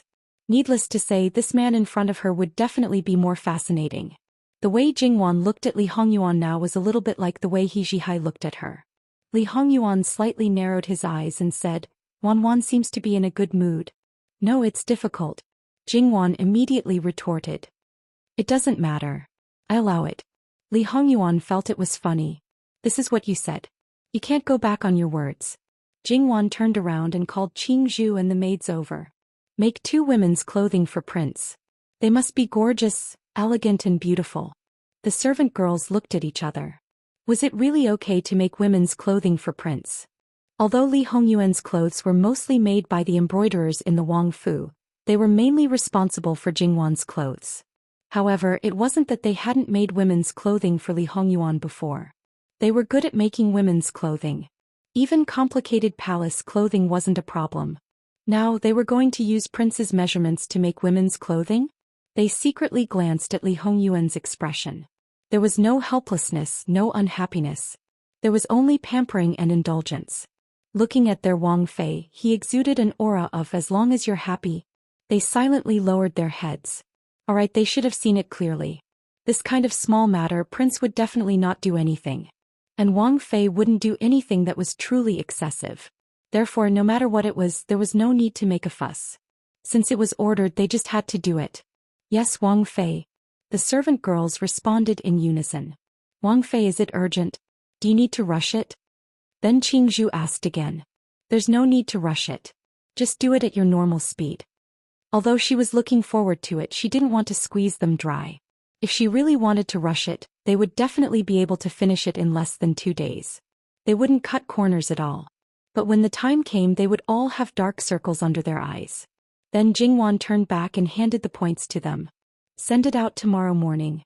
Now they wouldn't be an eyesore under someone's nose. After dealing with this matter, Jingwan looked at Li Hongyuan with a smile. Ah Yuan will definitely be the most beautiful woman in the world in women's clothing. Speaking of this, Jingwan was suddenly startled. Because she thought of the imperial noble consort. Everyone said that she was the most beautiful woman in the world.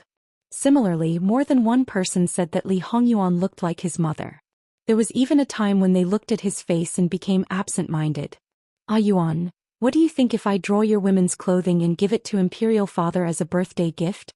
Although it was said to be drawn according to the living king of hell, but if it landed on the painting, it was very likely to be the imperial noble consort. Li Hongyuan understood Jingwan's meaning in a flash. He was a little unwilling, but if Jingwan wore a protective amulet called Lu Qingdi, there was obviously no harm. Even when Jingwan made a small mistake, Li Hongyuan didn't need to deal with Lu Qingdi. She would be protected by Lu Qingdi. So he nodded. Take it out separately and give it in your own name. As for Jin Qin Wang Fu's share, you can prepare another one. If it's like this, then forget it. Currying favor with Lu Qingdi, the essential purpose was still for Li Hongyuan. She didn't need it at all. Even if it was the imperial noble consort in the painting, it was drawn according to her own husband. How could she easily let others take advantage of it? Li Hongyuan seemed to have seen through her thoughts. It's fine if you keep your husband's portrait. What's the use of keeping the imperial noble consort's portrait? Wanwan, what are you thinking? This husband knows. With his attitude towards me, there's no need to use a painting to add flowers to the brocade. It's better to use it on you. Is Ah Yuan unable to protect me? Jingwan chuckled. Naturally he can protect you. But in the end it hasn't reached that point. With him here you can be more casual now. Jingwan was speechless. What casual? Wasn't it just spreading her reputation as a jealous woman? In the end, who was the one who caused this? Jingwan accidentally said this out loud. It's not wrong to say that it's me, but Wan, do you dare to pat your chest and guarantee that you're not a jealous woman? Li Hongyuan teased. Jingwan opened her mouth and was speechless. Although there was an essential difference between her and a jealous woman. If he had a bunch of people around him from the beginning, she would never have given him her true feelings. She wouldn't be jealous. The fact was that he gave her the right to monopolize him. However, according to the current standards, she was more than a jealous woman. She was simply a super jealous woman among jealous women, the one at the top of the pyramid. So, your husband is just publicizing a fact, right?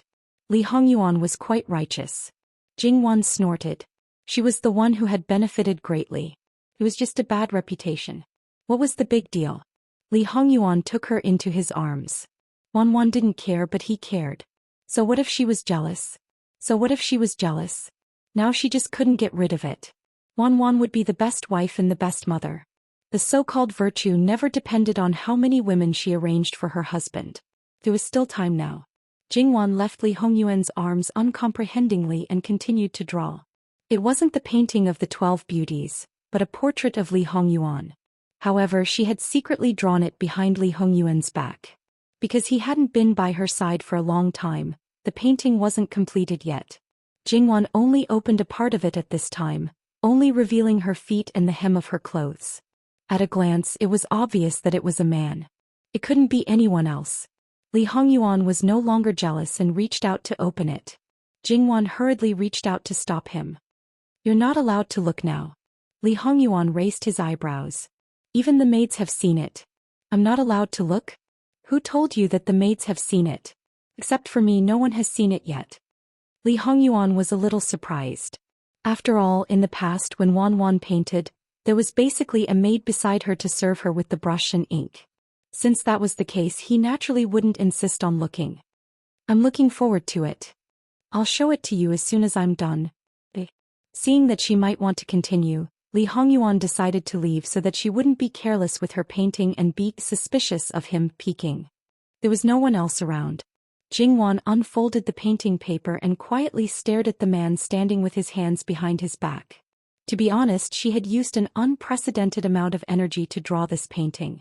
In fact, it was quite slow. She wanted to try and see if it could reach the level of surrealism.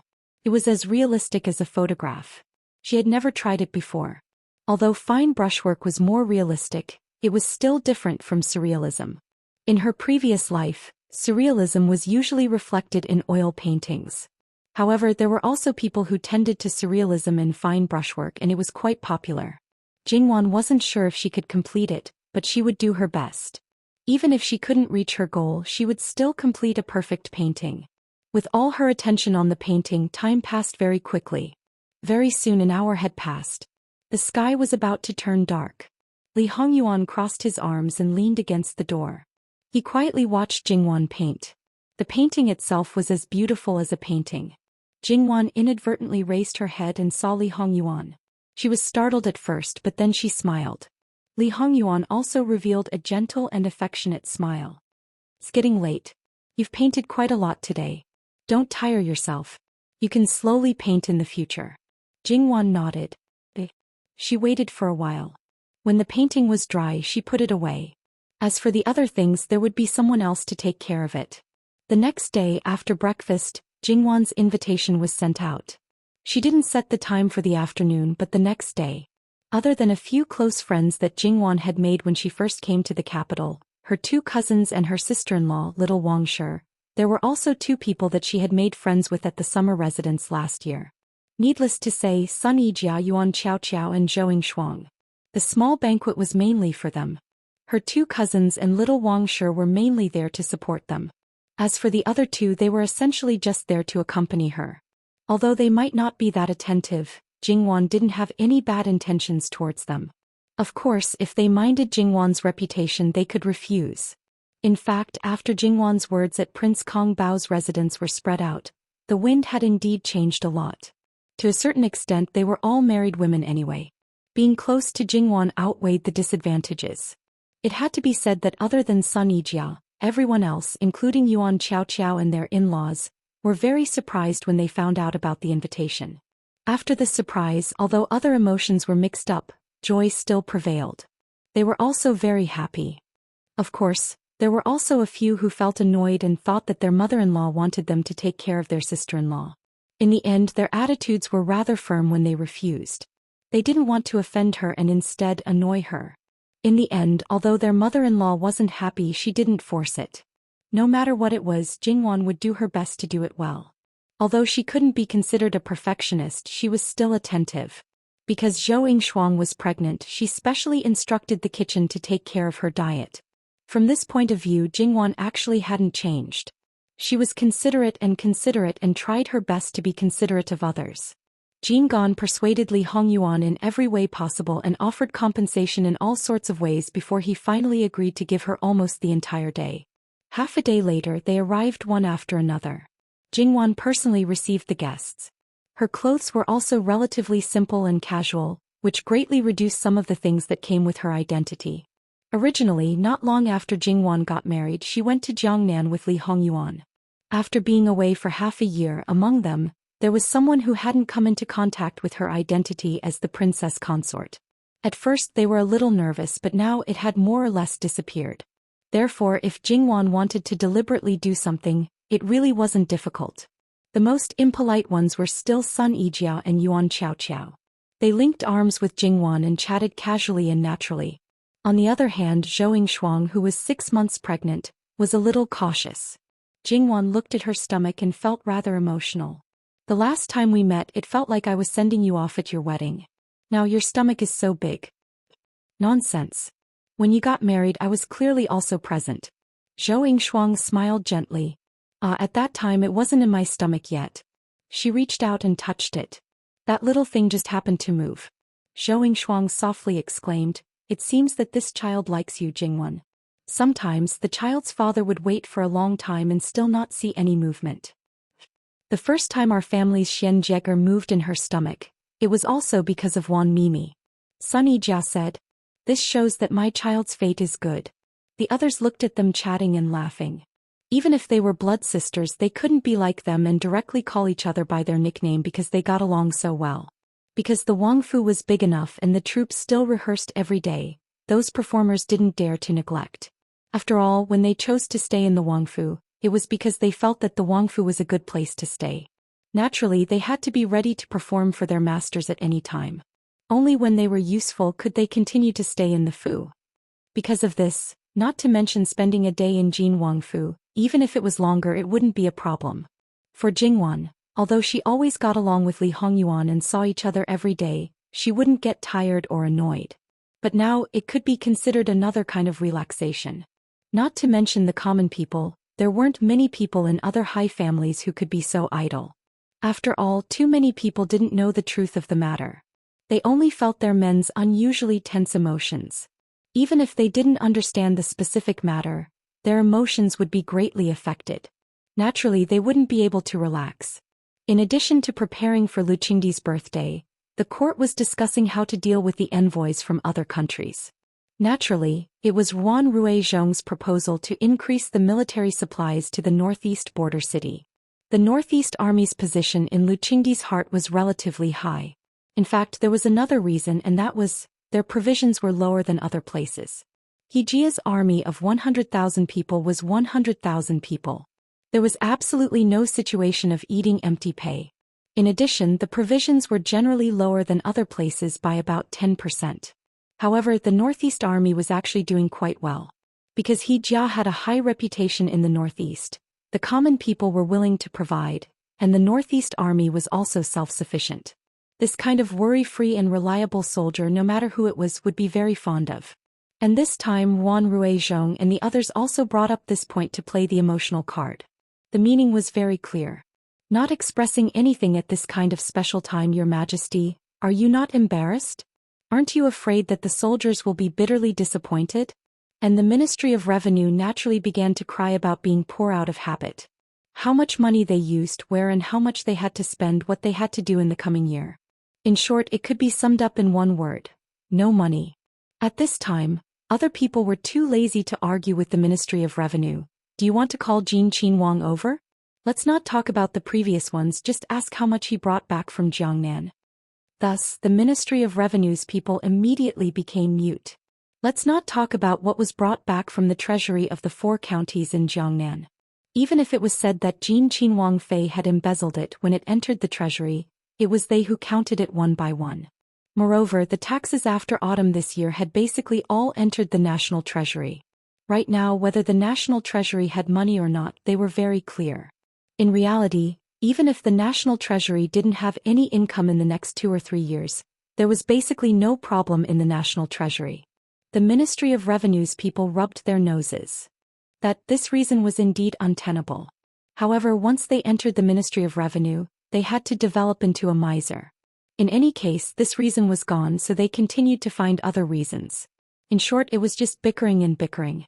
Even if they couldn't be completely stingy, they had to cut off 50% of the items, 30% of the items for 50% and 20% of the items for the best. The other people were also well versed in the skills of bargaining with the Ministry of Revenue. Things that originally only required 50%, they would first directly double the amount. As the saying goes, when comparing impossible things with impossible things, they could only agree to one. It was obvious what they would choose. Wan Ruizhong's battle prowess had always been strong. Even Li Hongyuan had to praise his ability. Right now, even if there wasn't Luo Peishan's participation, he could basically settle it. What's more, this matter actually didn't conflict with the interests of all parties. As long as they didn't encounter a situation where they resolutely opposed something that you wanted to facilitate, as long as the amount wasn't too large, it could basically be settled in the end. Therefore, this final situation was actually slightly better than expected.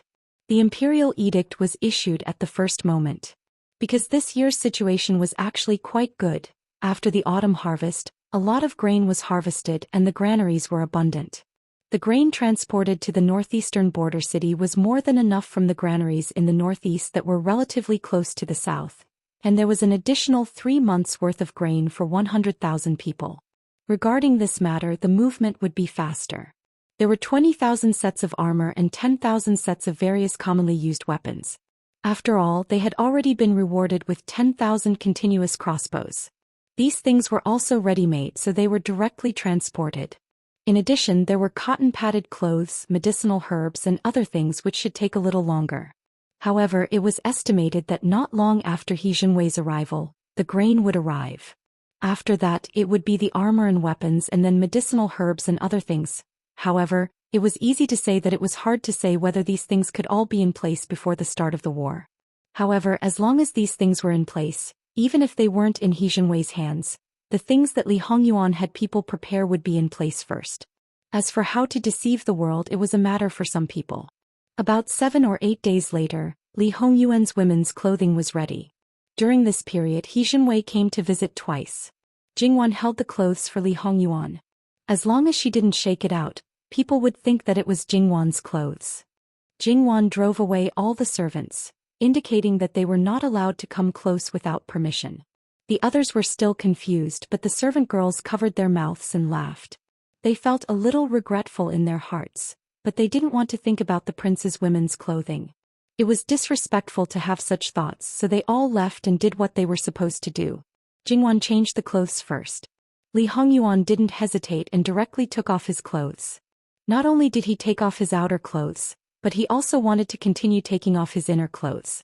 Jingwan hurriedly stopped him. Enough, it's not a tube top or a skirt, just wear the inner clothes. So you didn't prepare a belly band? Li Hongyuan's hand was still on the collar of his inner clothes. Jingwan didn't know what expression to show. She really shouldn't have any hope for this man's bottom line and moral integrity? After all, he was a dignified prince, and he put on women's clothing without hesitation. Don't talk nonsense, hurry up and put it on. Li Hongyuan clicked his tongue as if he was still a little dissatisfied. Jingwan suppressed the urge to facepalm and watched as Li Hongyuan slowly put on the 2 layers of clothes. Her expression suddenly became a little strange. Well, she was used to seeing him put on his own clothes, so she didn't think much of it. Now that he was wearing women's clothes so smoothly, there was no doubt that one of the reasons was because he would help her put on her clothes from time to time. Thinking of this, Jingwan's face became a little hot. Well, it was said that when a daughter was married, she had to serve her husband. When it came to her, the number of times she served an old member could be counted on one hand. On the contrary, Li Hongyuan served her quite a lot. She coughed lightly and moved her face away slightly. Then she calmed down and waited for the heat on her face to subside. She put her hands on her hips and looked at Li Hongyuan with righteous indignation. Li Hongyuan saw this and was actually laughing in his heart. Well, in his opinion, Jingwan was just playing hard to get. Her calm and composed look was especially cute. When Li Hongyuan was done with the clothes without looking at the face, there was basically no sense of disharmony. For example, the shoulders and the other areas were specially widened. The areas that were more close-fitting for a woman to wear were also widened a little, so that the muscles wouldn't show. The hem dragged on the ground and the sleeves were slightly longer, basically covering the fingers and the back of the hand. Originally, there were calluses on the palm, but looking at the back of the hand, the fingers were slender and there was no sense of disharmony. Jingwan nodded, indicating that she was satisfied. However, Li Hongyuan expressed that he was not satisfied and Jingwan asked him why. Don't you feel that something is missing after playing around? Li Hongyuan's gaze fell on Jingwan's chest. Since it's women's clothing, not only are you preparing the clothes, but you are also preparing to do makeup for your husband.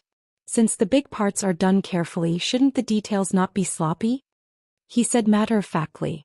Jingwan felt that her head must be full of black lines. Should she say that he was really too dedicated or that his moral integrity and bottom line were really chewed and swallowed by him? Jingwan's expression was a little serious, and then she looked at Li Hongyuan, who seemed to be very serious. Then she slowly moved to the side and took out a small box. Under Li Hongyuan's gaze, she opened it and took out the things inside with her fingers.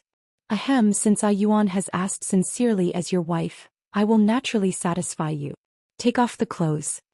Li Hongyuan looked at the things in Jingwan's hands and then laughed ambiguously. What are you laughing at? Hurry up and take off the clothes. I am fulfilling your request. The shape of the things in Jingwan's hands was similar to the bra in her previous life, but the two cups were stuffed with fillers and the inner layer was sewn flat. The other parts were similar to a belly band and there were a few straps. Jingwan did not make them very big. There were 1, 2, 3 for sizes and only 3 sizes. Jingwan admitted that she was actually a little evil in her heart, and secretly sewed it herself. Compared to Jingwan, who was blushing, the person who was going to use it was quite calm. Wan, since you are already prepared, why didn't you just give it to me when I asked for the belly band just now? Why did you make me go through so much trouble? As he spoke, his hands did not stop moving. Anyway, Li Hongyuan was quite happy to take off his clothes in front of Jingwan. Li Hongyuan wanted to take off his undergarment again. Just put it on the outside of the undergarment. You don't have to take it off. How can that be? Wan is wearing clothes.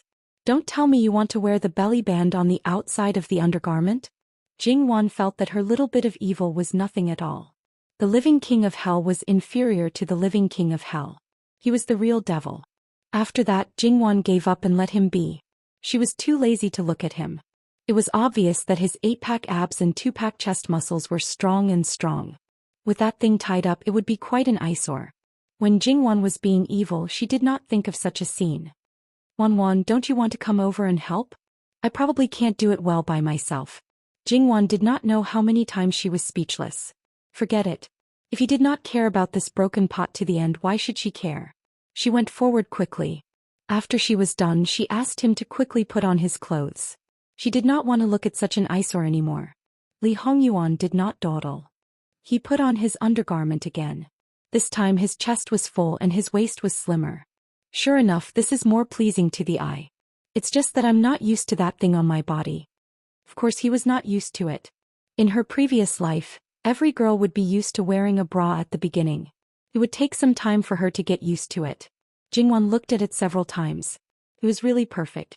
Then she asked Li Hongyuan to sit down and started to put on makeup for him. Jingwan was very attentive. Could be said that this was definitely the makeup she put the most effort into in this world. After all, Li Hongyuan was a man. It was impossible for him to put on light makeup. The deeper contours of his face needed to be weakened and covered by makeup. Only when she was putting on his eyes did Li Hongyuan open his eyes and move according to Jingwan's instructions. At other times he was completely at the mercy of Jingwan. When she asked him to turn his face sideways, he turned his face sideways. He was very obedient. However, he felt that it might take a little longer. After all, Li Hongyuan remembered that the most troublesome time for Jingwan to put on his makeup for him was not so long. However, he was very patient and did not get impatient. After more than an hour it was finally done. Jingwan felt that she was quite fast. She held Li Hongyuan's chin and looked at it carefully. If she was not satisfied with it, she would slightly modify it. If the imperial noble consort really looked like this, Jingwan would definitely be called the most beautiful woman in the world. This face was really beautiful. Jingwan felt that she was almost addicted to it. Look at Wanwan's face. Do you prefer my appearance in women's clothes? Li Hongyuan's flame-red lips curved into a faint smile. His eyes with smoky makeup were extraordinarily seductive. In addition, Li Hongyuan was deliberately seducing her at this time. Jingwan almost kissed him. Jingwan exhaled, turned her head sideways for a moment and patted his face. Don't seduce me. Oh, I believe in Wanwan's skills. So if I'm not wrong, this face should be very similar to the imperial noble consorts. Even so, will Wanwan be easily seduced? He dragged the last word a little dangerously. I believe that even if they have the same face, the imperial noble consort will never be like this. For her, at most, she simply appreciates beauty. So it's all your problem. Jingwan believed that her husband's current appearance, coupled with his unique seductive expression, made him a real woman. Both men and women would go crazy for him. Li Hongyuan laughed. He was very satisfied that he could seduce Jingwan no matter what he looked like. Next it's the hair. After saying that, Jingwan was stunned. What, she didn't know how to comb hair, so she cried, obviously I want to hide the beautiful Yuan and enjoy it alone, but reality doesn't allow me to. Li Hongyuan laughed. Call Nurse Gong in. She might have seen the imperial noble consort. Don't you want to paint? Naturally, the closer you are to the imperial noble consort's appearance, the better. After thinking about it, this was the only way. When Jingwan went out to call Nurse Gong, Li Hongyuan restrained the expression on his face and looked at himself in the glass mirror. He was a complete man. After growing up, he didn't look feminine at all. It was said that he looked like his birth mother. He didn't think about what his birth mother looked like, so naturally he didn't think about dressing as a woman. Of course, in his opinion, he wouldn't look like a woman if he wore women's clothes. But today, with Wanwan's magical makeup, he actually realized this point. If his birth mother really looked like this, his father couldn't be blamed for acting like that. In the end, he was still fascinated by her beauty. Li Hongyuan believed that if his birth mother didn't die until today, his father definitely wouldn't be as infatuated with her as he was in the beginning. That's right, it was infatuation. It wasn't the so-called love. It was only because she was gone that he missed her even more. It was deeply engraved in his bones and blood. Even if it wasn't love, it had become something better than love. Love waned. Great also sneered. In some people's opinion, if his mother was still alive, then there wouldn't be anyone else now. In his opinion, once the feelings were gone, then the things of the past would be dug out. For example, Min Yuhan would be a thorn in Lu Qingdi's heart. Perhaps he would also hate the imperial noble consort. Then the imperial noble consort's life might be worse than the ordinary concubines. After all, those concubines were absolutely loyal to Lu Qingdi. Because of her death, they would only remember the good things. Li Hongyuan wouldn't think about whether his birth mother's death was beneficial to him or not. Anyway, she died before he was born. This was a fact.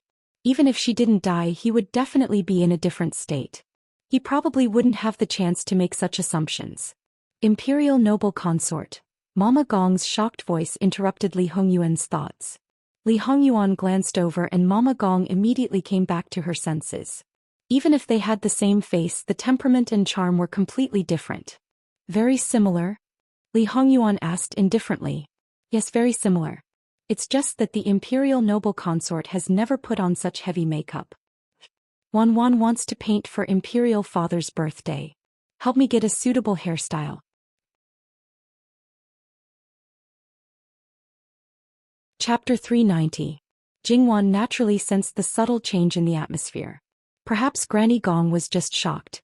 But her husband, could it be that he was unwilling to wear women's clothing and was willing to sacrifice himself just to make her happy?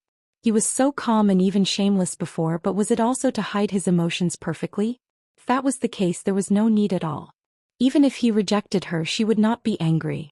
At most, she would feel a little regretful. Li Hongyuan looked at Jingwan's expression and knew that his wife had probably thought of something again. However, with the current atmosphere, it seemed that he could not blame her. He beckoned Jingwan to come closer and held her jade-like hand. His expression had already softened. Wanwan, what are you thinking about? Jingwan did not hide it, nor did she hesitate. Yuan doesn't like this outfit, so take it off. Li Hongyuan raised his eyebrows and smiled. It's normal for men not to like women's clothing unless they have special preferences. However, I'm not unwilling. I try it once in a while and I think it's quite interesting, so don't think too much about it. I was just thinking about something else. It's good. But Yuan, if you don't like something you have to say it directly. You're the king of hell, so you can do whatever you want. Even if it's because of me, you don't have to force yourself. Of course you can't touch other women. This is absolutely mandatory. It's the same whether you're happy or not. There's no room for discussion. The second half of her sentence was fierce. I already said that you're a little vinegar jar, but you still don't admit it. Look at you now. Li Hongyuan reached out and pinched her face. Who said that I don't admit it? What's a vinegar jar? I'm a sea of vinegar. If I overturn it, I don't know how many people will drown. So don't provoke me. Yes. Even if you don't think for yourself, you have to think for the people of the world. Even the king of hell can't touch thousands of people's lives. Stop talking nonsense. Jingwan couldn't help but hit him again. However, her strength wasn't even enough to tickle Li Hongyuan. Besides, if she hit him too hard, she would also feel bad. Looking back at Nanny Gong, who was as usual, Lin Mingya found that Nanny Gong was smiling. Although Lin Mingya was used to getting along with Li Hongyuan naturally as long as she was in Prince Yu's mansion, she still felt a little embarrassed when she saw Nanny Gong's expression. Granny, I'll have to trouble you. This is what this servant should do. Nurse Gong came forward and stood behind Li Hongyuan. She looked at Li Hongyuan's face in the glass mirror. Wang Fei's makeup skills are unparalleled. For example, they could make slight adjustments on their faces so that they looked completely different. It was a kind of disguise. It was completely different from Jingwan's. In Qiyuan, it was popular for men to dress up as actresses and women to sing as martial artists. In particular, the opera troupes that often went in and out of the inner residence were basically all women. They could play all the male roles. In fact, there were 2 or 3 famous opera troupes in the capital city that were all made up of women. Whether it was men dressed up as women or women dressed up as men, these people looked similar to the other gender in appearance, unlike Li Hongyuan, who was very different. Of course, it was more difficult to do it. This is nothing. It's just ordinary. Thinking of the makeup in her previous life, it was amazing that it was comparable to plastic surgery. Nurse Gong only thought that Jingwan was being modest. Only Li Hongyuan knew that what she said was probably true. Granny Gong thought for a while, then took off the crown on Li Hongyuan's head and combed his hair. Starting from the top of his head, she coiled the strands of hair into a bun. Her movements were quite fast. She didn't need to use clips or anything like that. She used an extremely short jade hairpin and gently inserted it into Li Hongyuan's hair. Jingwan actually quite admired her for this. Of course, this was only the part near the head. When she tied the hair into a bun, she still had to add some tools. Otherwise, the hair would not be able to be pulled up and the corresponding shape could not be made. It should be noted that Li Hongyuan's hair was also very well taken care of. It was soft and smooth. Under normal circumstances, the more it was like this, the harder it was to take care of the hair. However, Li Hongyuan basically did not have short hair. Therefore, he did not need hair oil. After it was done, it would not look coarse. Jingwan was not envious, because her hair was even better than Li Hongyuan's. Jingwan looked at him happily. Occasionally she would help him or pass him something. The biggest difference between her current life and her previous life was that she did not need to wear a wig. In Jingwan's opinion, the wigs in those ancient costumes were definitely a pain. This time Li Hongyuan did not close his eyes. Although he could not see the back, he could definitely see the top of his head. In the end, the bun was completed. Jingwan raised her eyebrows. The 9 rings of hair were interlocked. There were a lot of rings, but they were not messy. Each ring was about the thickness of a finger. It looked very beautiful. 9 was the extreme number and was regarded as noble. It was said that during the reign of an emperor, the queen's mother descended to the mortal world. Her beauty was outstanding. Therefore, this combination of beauty and immortality was naturally favored by many and was regarded as one of the noble hairstyles. However, under normal circumstances, it was still suitable for the palace. Although there was no restriction, people below the rank of concubine did not dare to wear such a hairstyle. Wouldn't that be asking for trouble? The most noble empress naturally preferred the Lingyun hairstyle. Therefore, Nanny Gong dressed her according to her identity as the imperial noble consort. This hairstyle was very suitable and matched the clothes very well. After that, it was the hair accessories. These things did not need to be said. Jingwan had a lot of them. Not to mention other things just on this dressing table, whether it was individual pieces or a set, there was no need to look elsewhere. At this time Nanny Gong did not hesitate. Because earrings were not suitable, she used another hair accessory to make up for it. The hairpin was placed on the head and hung naturally from the back of the ear until it reached the middle of the neck. When the dressing was completed, Jingwan's eyes were shining. Her husband was so beautiful, so beautiful, so beautiful. Nanny, how much does Yuan look like the imperial noble consort now? At least 9. His Highness is a man after all. The bridge of his nose is more prominent. Although the whole outline is covered, the essence is still the same.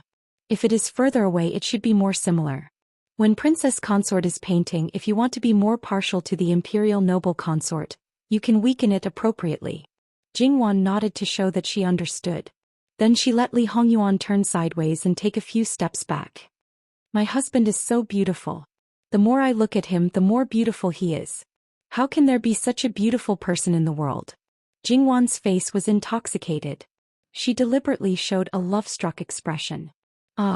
She was about to drool. She said that Pei Xiuying looked the most like the imperial noble consort in the past. Obviously, her husband's current appearance was worlds apart.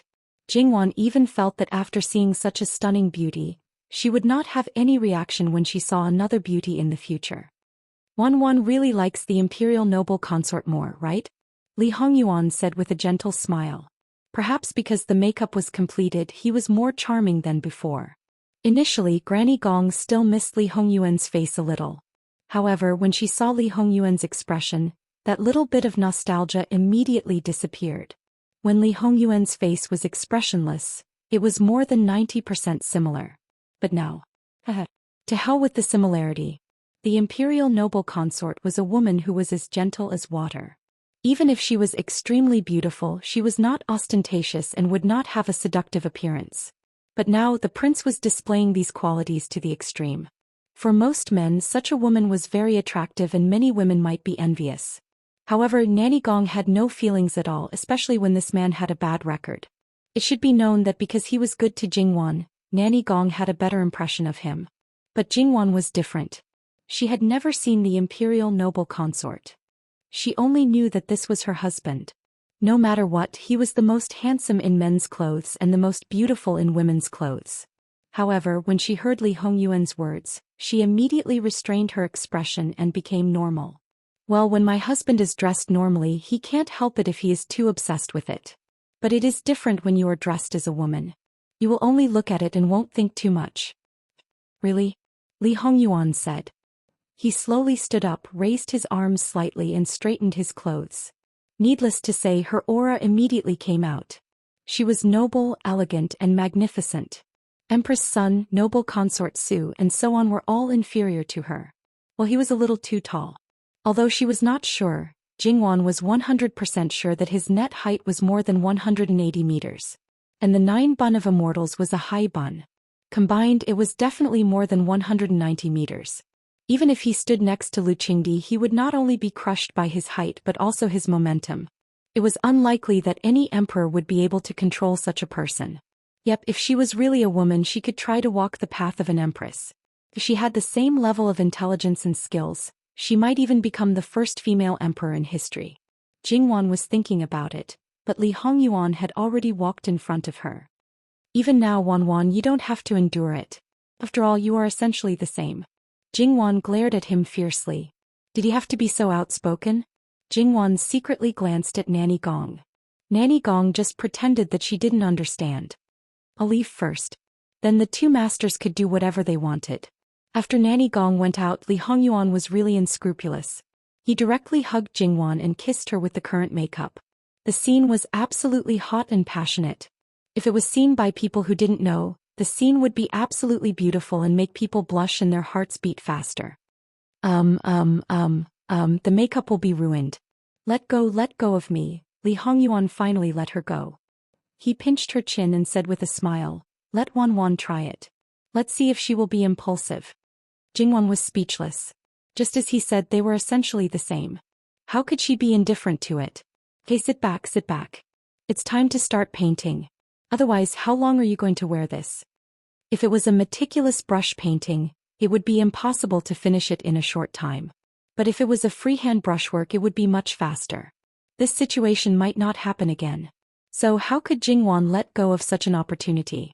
If only there was a camera, there would be no need to beautify or edit the picture, and it would be absolutely beautiful. However, Jingwan was going to draw the shape of the painting that she was going to give to Lu Qingdi, and then slowly color it.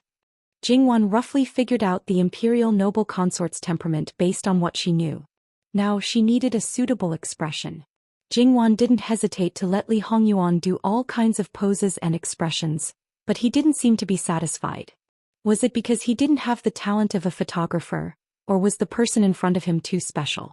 Li Hongyuan was quite interested. In fact, although he hadn't seen his birth mother, he knew what expression he showed would instantly remind Lu Qingdi of his birth mother. So, when it was about time, Li Hongyuan decided to do it himself. He sat sideways, supported his chin with one hand and turned his face to Jingwan. "How is it?" Jingwan nodded hard. The expression, that's the main point. Wanwan, it will be very tiring. Let's talk about it when we sketch the face." Thinking about it, Jingwan lowered her head and began to sketch. The paper she prepared was almost the height of a person, but a person couldn't occupy a lot of space, so she had to add the background. Jingwan's movements were very fast, but the sketch was very detailed. After confirming that there was no problem with the proportion, Jingwan left the face to the end. Time passed slowly and she didn't know how long it had been. The expression. Then Jingwan raised her head and was stunned for a moment. She was pure and happy. At this moment, Jingwan felt that she was really facing the imperial noble consort. Even if she was wearing a luxurious dress, she didn't feel that she couldn't suppress her. On the contrary, the perfect combination of luxury and elegance made her even more unable to move her eyes away. But it was only for a moment. Jingwan grasped the charm at this time tightly, and she drew as if she was a god. Soon she finished. Jingwan breathed a sigh of relief and looked at the paper again. Although there was no color and it didn't feel that three-dimensional, it could indeed be said that a beauty was vivid on the paper. It was no longer Li Hongyuan, but the imperial noble consort. Regarding the background, Jingwan suddenly thought of a good electronic device. There was a zither table in front of the window, and the beauty in front of the table was sitting lazily. She wasn't playing the zither, but was looking out of the window with her chin in her hand. There was a blooming flower tree, and a few birds were either flying or stopping, attracted by her beauty as usual. Then the beauty seemed to have heard the sound of footsteps. She turned around and saw the person who came and revealed a pure and happy smile. The picture at that moment froze. After the background lines were not painted, Jingwan was stunned. It seemed that she didn't quite believe that this was painted by her. There was no follow-up, but it was vivid enough. The birds can't go away because of her beauty, and everyone who looks at the painting will think that her smile is for him. He will also think that this will be his best, most precious and favorite birthday gift this year. No, it should be the best in all the years. Li Hongyuan had stood beside Jingwan and looked down at the painting. "I can't bear to give it away. Lu Qingdi was such a scumbag. How could he get such a beautiful woman and not cherish her when he got her? What's the use of keeping it?" Li Hongyuan would not let it stay when it was painted like this. He can only look at it for a while. The more beautiful it is, the more painful it will be for him. But he will never not look at it. So, it was a vicious circle. She didn't know what would happen to Lu Qingdi. Thinking of this, Jingwan felt a lot better. Putting the drawing paper aside, Jingwan began to paint her own painting. She didn't have to imitate anyone. Li Hongyuan could do whatever he wanted. She didn't have to deliberately pretend to be a woman. Of course, she just didn't act too manly. In fact, from Jingwan's point of view, Li Hongyuan could be in a painting at many times. For example, when he was leaning on the couch, reading, drinking tea, thinking quietly, etc. Even if he was dressed as a woman, it would not be out of place. Unfortunately, it was just a thought. Without a camera, those images could not be recorded. Perhaps when she had time in the future, she would imagine changing his clothes and painting them one by one. Jingwan's freehand brushwork might not be so good, but she was good at grasping the charm. She could make up for some shortcomings. There were a total of 4 freehand brushwork. The poses were different, but each of them had the emotions of Li Hongyuan. Some were cold and evil, some were gentle and affectionate, some were enchanting, and some were free and easy. Anyway, they were all different from the imperial noble consort. If the imperial noble consort made people want to take good care of her and even couldn't bear to blaspheme her, then the cross-dressing Li Hongyuan on the paper made people want to pounce on him and strip him clean, whether they were really tempted by him or wanted to conquer him. If it weren't for the muscles, Jingwan also wanted to show him a shoulder or something. However, if she really did that, it would be uncoordinated. But if she wiped off the makeup on his face and painted his original appearance with half of his clothes, she couldn't imagine the scene. She was going to have a nosebleed. However, some ideas lingered in Jingwan's mind and could only be slowly realized in the future. Li Hongyuan saw Jingwan's little evil expression. She probably thought of something that people liked. Li Hongyuan felt that he didn't mind cooperating at all. Li Hongyuan was still very satisfied with Jingwan's paintings. However, because it looked like a woman, his satisfaction dropped by countless percentage points. Sure enough, he still looked forward to the painting of his original appearance. Jingwan removed Li Hongyuan's makeup. Li Hongyuan changed his clothes and tied up his hair with a crown. The handsome Jin Qinhuang returned. Jingwan hugged Li Hongyuan's waist. Sure enough, I still like this the most. Cross-dressing and whatnot can only be considered as fun. Fun. That's not bad. Next time we can change together. Wan's cross-dressing is also amazing. The key point is, it doesn't affect this husband's impulses in the slightest. Perhaps we can do it again after changing clothes. Jingwan's face was a bit dark. Do you have to keep talking about dirty in every 3 sentences? Is it really okay for you to be like this? You're also a Wangya, where's the restraint? Where's the value? Li Hongyuan expressed that in front of his wife. What were those things? Could they be eaten? Could they be drunk? The most important thing was, could they make his wife happy?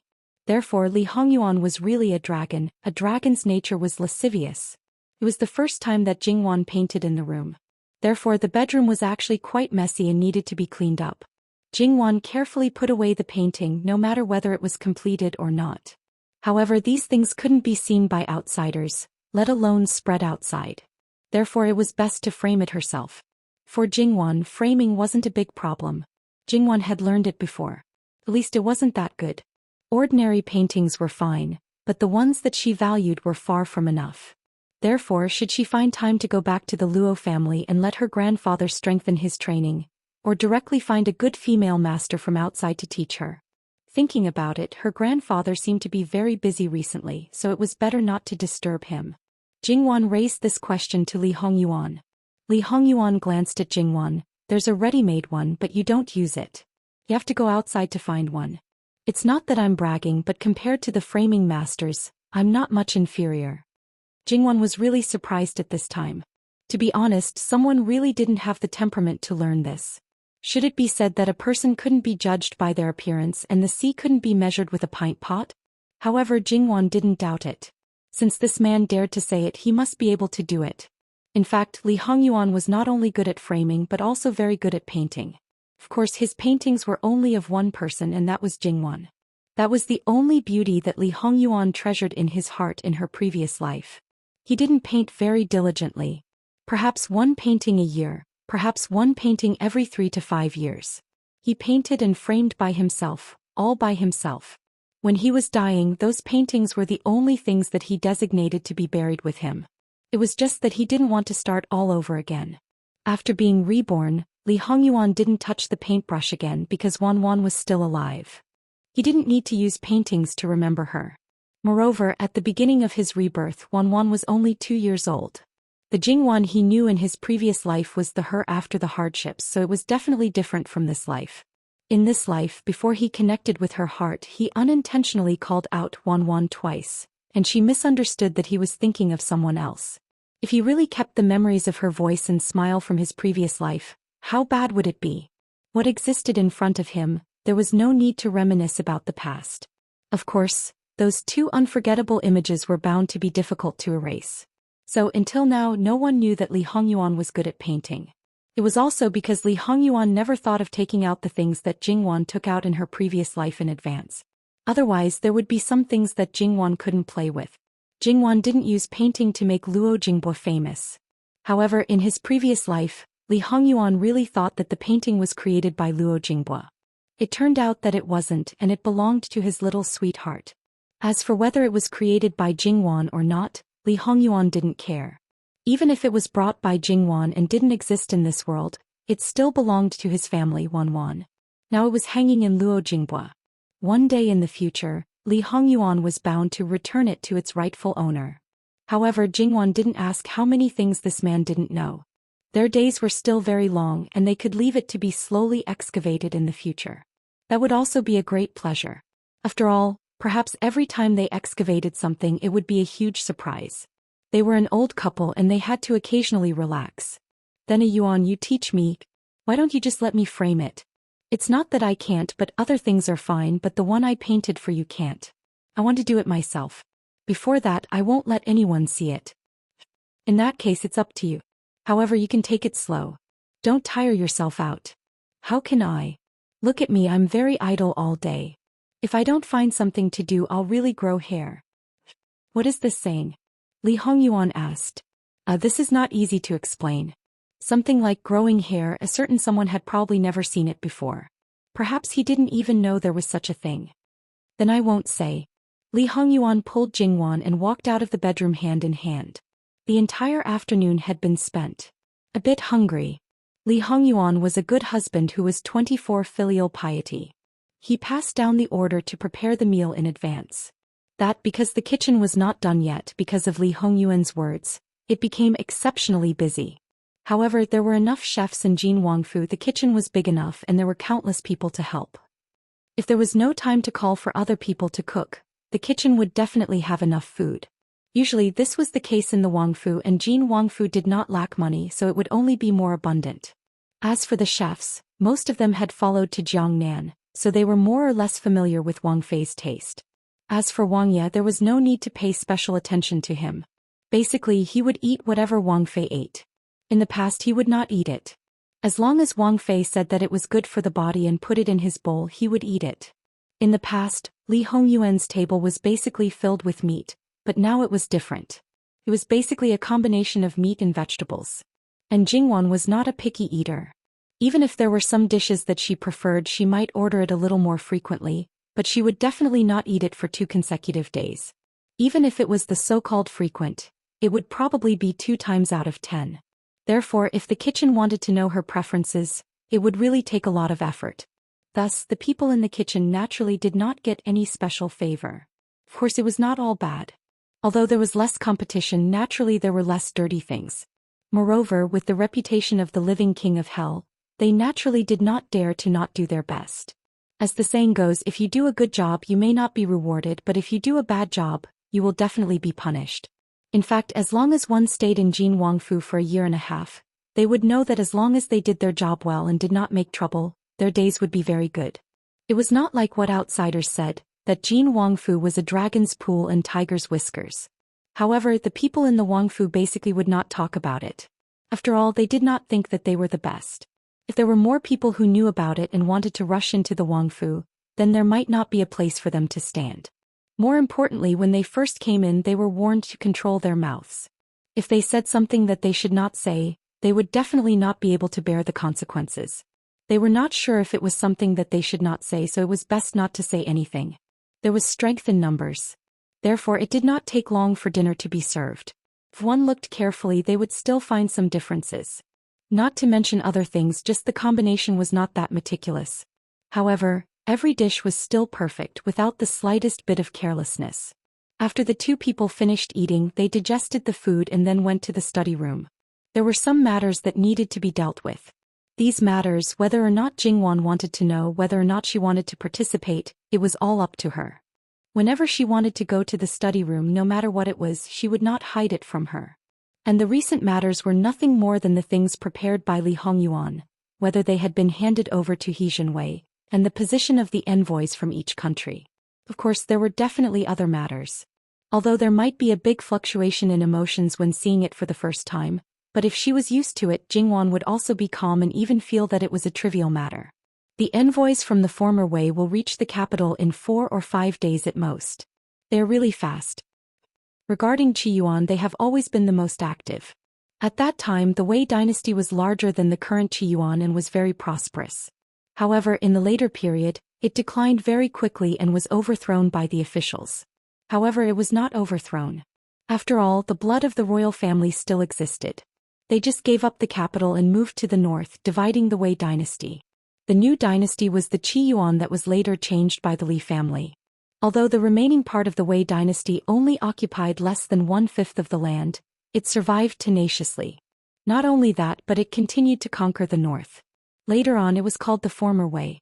Now, it had the national strength that was not inferior to the Qiyuan.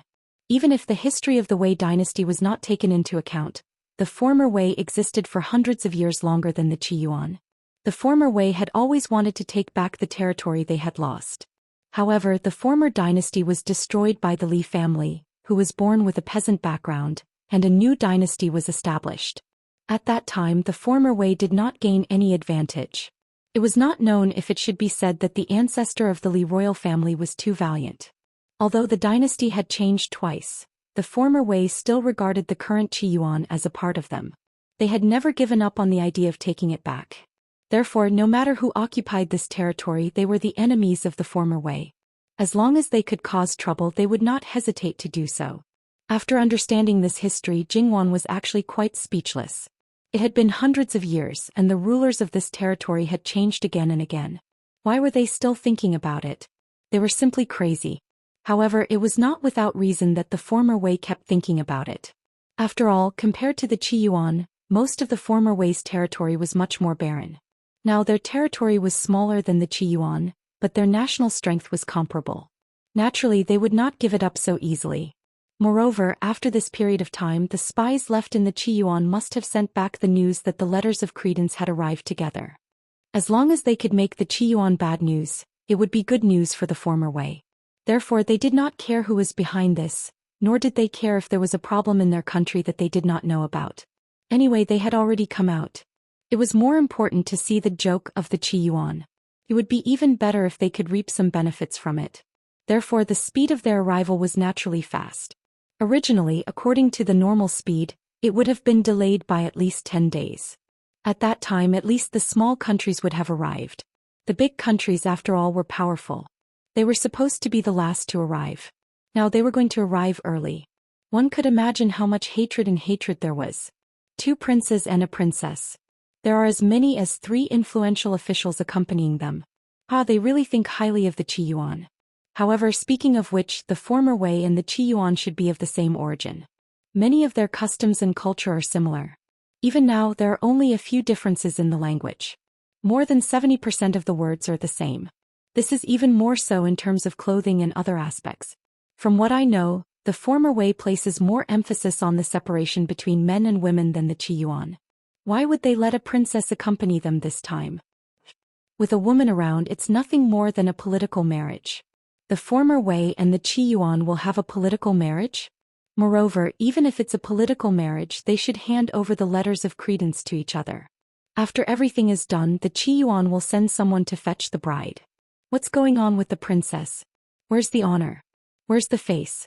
Shouldn't the former Wei place more emphasis on women? Jingwan was puzzled. Even if they're mortal enemies, they can still marry each other. When there's peace, the princess will naturally be married. When there's war, the princess will naturally be abandoned. There's nothing strange about her being the first to die. As for bringing her along, who knows? Maybe their target isn't the Qiyuan. Compared to the former Wei and the Qiyuan, other countries aren't as particular. It's normal for them to send their people directly. Jingwan frowned. 2 countries secretly colluding in the territory of a third country. It doesn't sound reliable no matter how I think about it. Li Hongyuan was amused. Why do you care so much? They're not even worried, but you're still worried. What does this have to do with being worried? I just don't know what those people of yours are thinking. Maybe they think that the most dangerous place is actually the safest place. However, under my watch, I will never let them succeed. Jingwan glanced at him. Not only would he not let them succeed, but based on this person's behavior, it was more likely that they would become enemies if the alliance failed. Li Hongyuan smiled but didn't say anything. So what if they were? When the Qi Yuan wasn't strong enough, it was natural for them to restrain each other and wait for him to deal with them one by one. Speaking of which, in her previous life, the former Wei's target wasn't the Qi Yuan. However, the former Wei's princess fell in love with Li Hongyuan and caused a lot of trouble. In her previous life, Li Hongyuan probably didn't know what to do. After all, the flood in the south seemed to have something to do with the Pei family. Li Hongyuan was blamed and was despised by Lu Qingdi, so he wasn't in a good situation. The former Wei and the Qi Yuan were mortal enemies, but the former Wei's princess fell in love with Li Hongyuan. Who knew what Lu Qingdi would think? It was obvious that Li Hongyuan didn't have a good life. However, it was different in this life. Not to mention that there was no uprising in the south last year. Lu Qingdi was very good to his son, Li Hongyuan. In addition to the throne, he even plucked the moon from the stars.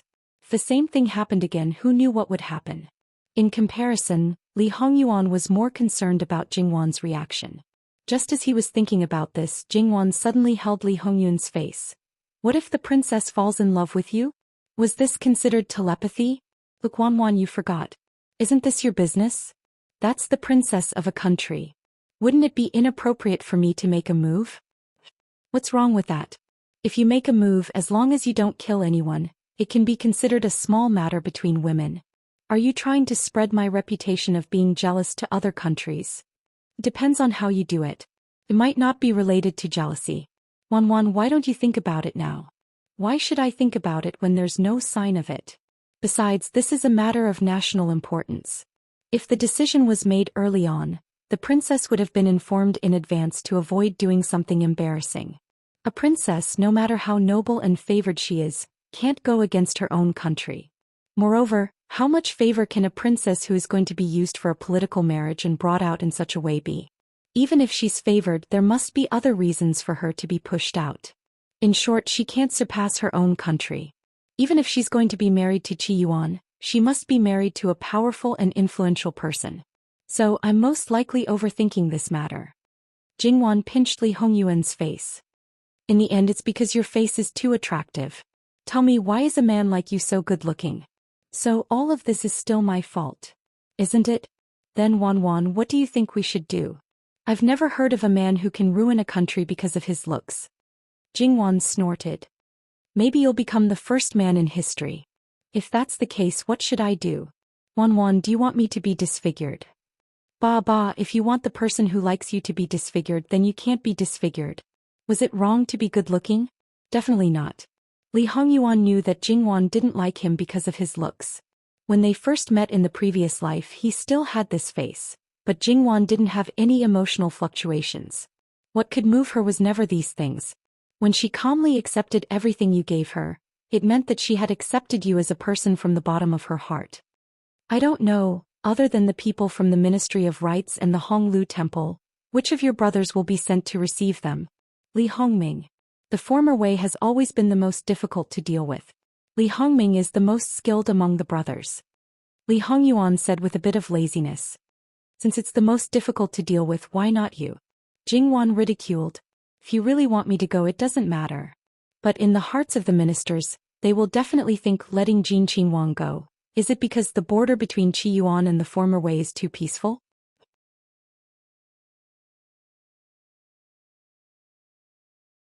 Chapter 391. If you really want me to go, it doesn't matter.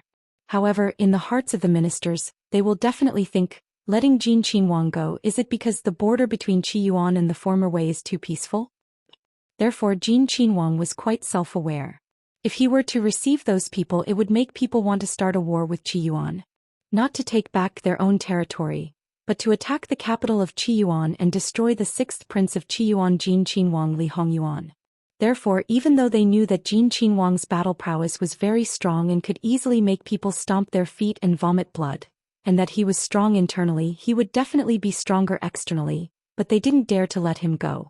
After all, he was an envoy and came with a friendly purpose. If he really just arrived at Qi Yuan and caused a mishap, it would indeed not be easy to account for. Compared to the damage that his battle prowess could bring to the enemy, this was a matter that made people feel gratified. As expected, They were more unwilling to deal with the aftermath of the destruction he caused. This was an incomparably troublesome matter. Based on the above, at this time the ministers and Luqingdi wouldn't mention it. Even if they thought of it, they would resolutely not mention it. However, if anyone had the slightest hint of it, they would resolutely suppress it and treat it as if Jin Qinhuang didn't exist. In any case, he basically had nothing to do before, and now he didn't need to do anything. It would be best if he could quietly be a handsome man. Otherwise, holding his wife and giving birth to children was also fine.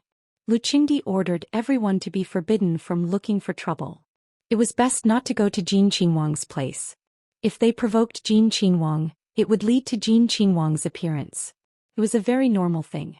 In short, it would be better if Li Hongyuan wasn't lured out of his Qinhuang Fu. These days, Li Hongyuan also basically didn't leave the Qinhuang Fu. However, he was very clear about the matters outside. A few days ago he even specially went to the imperial court and said that he was willing to relieve Fu Huang's worries because the envoys from various countries had many things to do.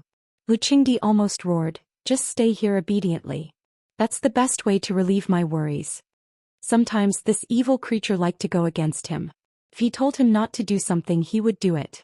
If he told him to go east, he would go west. He was amenable to coaxing but not coercion. The stronger his attitude was, the more rebellious he would be. Usually it was fine, but if something happened at this time, he would lose face. Therefore he could only wipe away his tears for himself and coax him to go back. If he was really bored, he could take his wife to live in the farmstead for a while and come back for the birthday celebration. There was no one else who could coax their grown-up son into not doing anything and give him a lot of money so that he could be a dandy who only ate, drank and played. Li Hongyuan told this story to Jingwan as a joke. "You did it on purpose, didn't you?" The people in the imperial court were all pitiful, and the one on the dragon throne was the most pitiful.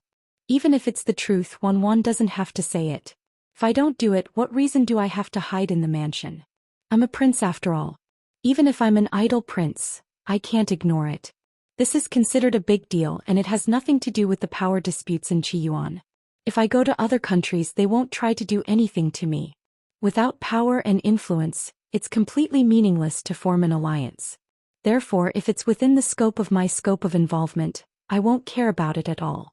There will always be people who grumble and show their attitude. If they don't want my help, it's a completely different matter. That's why I said that those people are pitiful. You've calculated everything. He was the one who played tricks and made everyone nervous. In the end, he was the most innocent and the most idle person. If some people knew about this, they would probably complain that God was unfair. In the current situation, even if I don't participate in anything, I still have to be aware that I'm being schemed against. Even if I don't participate in anything, it will still be someone else. The difference is that they don't suspect me for the time being. However, they might find out the clues in the next moment and make me the target of public criticism. Even if they suspect you in the next moment, they will need some time to verify it. Besides, if they can be sure that you're the one who's suspected and implicated a series of people, then your subordinates will be too closely involved and too incompetent. According to your style of doing things, the former is impossible. Furthermore, you haven't made any mistakes in your affairs for so many years, so there's no need to doubt their ability to do things. Unless you jump out on your own, it's unlikely that you'll be at the forefront of the storm in a short period of time. Or do you think that you still have too little attention and need to attract more attention? Or are you too bored and need to find more things for yourself to do? Bored? How is that possible? I'm very busy. I'm busy accompanying my wife. Who has time to pay attention to them? Li Hongyuan was lazy. He played with Jingwan's fingers with one hand and fiddled with the pendant hanging from Jingwan's hair ornament with the other. He looked extremely bored. In fact, he didn't feel it at all. Jingwan's heartbeat was a little fast and her face was a little hot. She deliberately ignored these and joked, "You say it as if I'm more important than anything else." "That's the truth," Li Hongyuan said matter-of-factly. "If you can't have the country and I at the same time, will you give up the country for me?" Jingwan raised her eyebrows slightly and smiled. "Do you still need to say this?" In his previous life he had already been an emperor. Even if he hadn't been, he didn't have any obsession with the throne. All his schemes were just for Jingwan to hold up the sky and let her live a carefree life, enjoying the best of everything. And these things couldn't be achieved without power. Jingwan didn't doubt his words. All that was left was feeling touched. However, if outsiders know, I'll become a demoness who brings disaster to the country. Those who work for you will probably eat me alive. Besides, there's nothing shameful about my identity. This assumption doesn't hold in the first place. Even if I don't become an emperor, I'm still an uncrowned king. No matter who sits on the throne, the country will be in my hands. I won't let Wanwan suffer any grievances. Li Hongyuan had absolute confidence in this point. However, Jingwan rolled her eyes slightly. It's already at that point. Who can stop you from sitting on that throne? Yes, for example, they don't want to sit on it or something. Jingwan felt that this man was really asking for a beating. He had worked so hard, spent so much effort, spent so much energy, endured so much humiliation, and in the end he got what he wanted so easily. The others did not even see what he had done. Once he got what he wanted, he just let it go and pushed a puppet to work for him. There was no benefit in itself, but he just sat back and enjoyed the fruits of his labor. In front of him, he did not even have the dignity of an emperor. Even if he did not go crazy, he would go crazy. However, Jingwan wasn't sure if he was joking or if he really had the idea that the throne was dispensable. She thought that she understood him, but she still couldn't figure out some of his thoughts. She could only say that this man's thoughts were really unpredictable. Ordinary people couldn't guess. Sometimes Jingwan was actually very glad that this man didn't hide anything from her. He would show her everything. Otherwise, she would be exhausted to death if she had to play a guessing game. Jingwan didn't know that the core of this body was not normal at all. He had already cultivated to become a spirit. Even an old fox with decades of experience couldn't easily play with him. What's more, he also had the advantage of foresight. Even if there were some changes, he could make corresponding decisions according to the situation. In the previous life, he could become the final winner in the adversity, so naturally it was not difficult for him to do so now. Jingwan had indeed experienced storms, but compared to him she was still too far away. Jingwan might have some advantages of a more advanced civilization, but now it was useless. She couldn't play with the intrigues of the regime at all. Li Hongyuan showed her and explained to her, but she was only in the learning stage. It was estimated that during the whole fight for the throne she wouldn't be useful. However, Jingwan was also quite self-aware. Generally, she just watched and asked when she didn't understand. She only interjected a few words in some small places. She would never open her mouth when it was related to the overall situation. He just watched and learned seriously. Although it wasn't useful now, it didn't mean that it wouldn't be useful in the future. Moreover, Jingwan also wanted to stand side by side with him. She wanted to take on things with him instead of being completely sheltered under his wings. Even if Li Hongyuan didn't mind in her life, she wouldn't allow herself to be useless. Li Hongyuan didn't mind her participation and patiently taught her. He might have the same thoughts. He gave her a chance, and it wasn't that Jingwan couldn't learn. Why wouldn't she grasp it? In fact, Jingwan was actually a very outstanding student. She learned quickly and could often draw inferences from one example. Given more time, she could become a qualified politician. Perhaps she couldn't deal with those old foxes, but it was more than enough to deal with other people. What Jingwan didn't know was that she was now handling some things for Li Hongyuan. Li Hongyuan asked her to look at those things first and then give her opinions. On the surface, Li Hongyuan seemed to have gone through them, but in reality he was handling them according to Jingwan's wishes. Jingwan herself didn't feel it, but the shadow guards who were in direct contact with her knew best. It wasn't that they weren't surprised, but more than that, they were moved. Should they say, as expected of their master, his vision was amazing. These people didn't have the idea that women couldn't participate in politics. Anyway, as long as it was their master's decision, then it was right. They only needed to listen to their master's orders. These words don't need to be known by a third person. Jingwan tapped the tip of Li Hongyuan's nose. Look at what Wanwan is saying. Can this husband go and have a heart-to-heart talk with other people? He didn't mind people who were loyal to him knowing, but there was no reason to take the initiative to say that they weren't. It's getting late, you should go back and rest. Li Hongyuan directly reported Jingwan. Jingwan struggled, but the result was that he hugged her even tighter. She was too lazy to make any more useless efforts. Wrapping her hands around his neck, she whispered something in his ear. Jingwan didn't say a word, he would give a response, even if it was just to end sound. Following that, Li Hongyuan really stayed in Jin Qin Fu and didn't go out. Could be said that outside it was very busy. He was leisurely and happy, but those who were busy like dogs were gratified. Jin Qin usually messed around, but at the crucial moment he still knew how to act appropriately. That was all they asked of him. Jingwon also calmed down now. Li Hongyuan stayed in the fu with nothing to do. She also didn't have any opinion and didn't feel that there was any problem with him accompanying her all day. As for the framing, Jingwon had a foundation, but it wasn't particularly good. Therefore what Li Hongyuan wanted to do was to point out her shortcomings and then correct them. Jingwon would ponder on it herself, and she believed that the situation would naturally be much better. For Jingwon, Li Hongyuan was definitely a good teacher. He was meticulous, patient and attentive. Sometimes he was even more serious than handling state affairs. If it was other people, they definitely wouldn't have such a good life.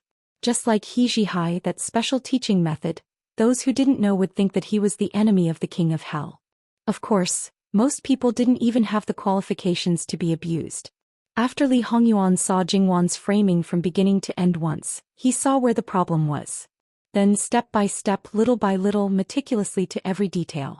Not to mention, after 2 times, Jingwon completely understood her own shortcomings.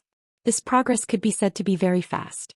The areas that still had problems were all her own operations. She believed that it wouldn't be long before she could reach a level that she was satisfied with.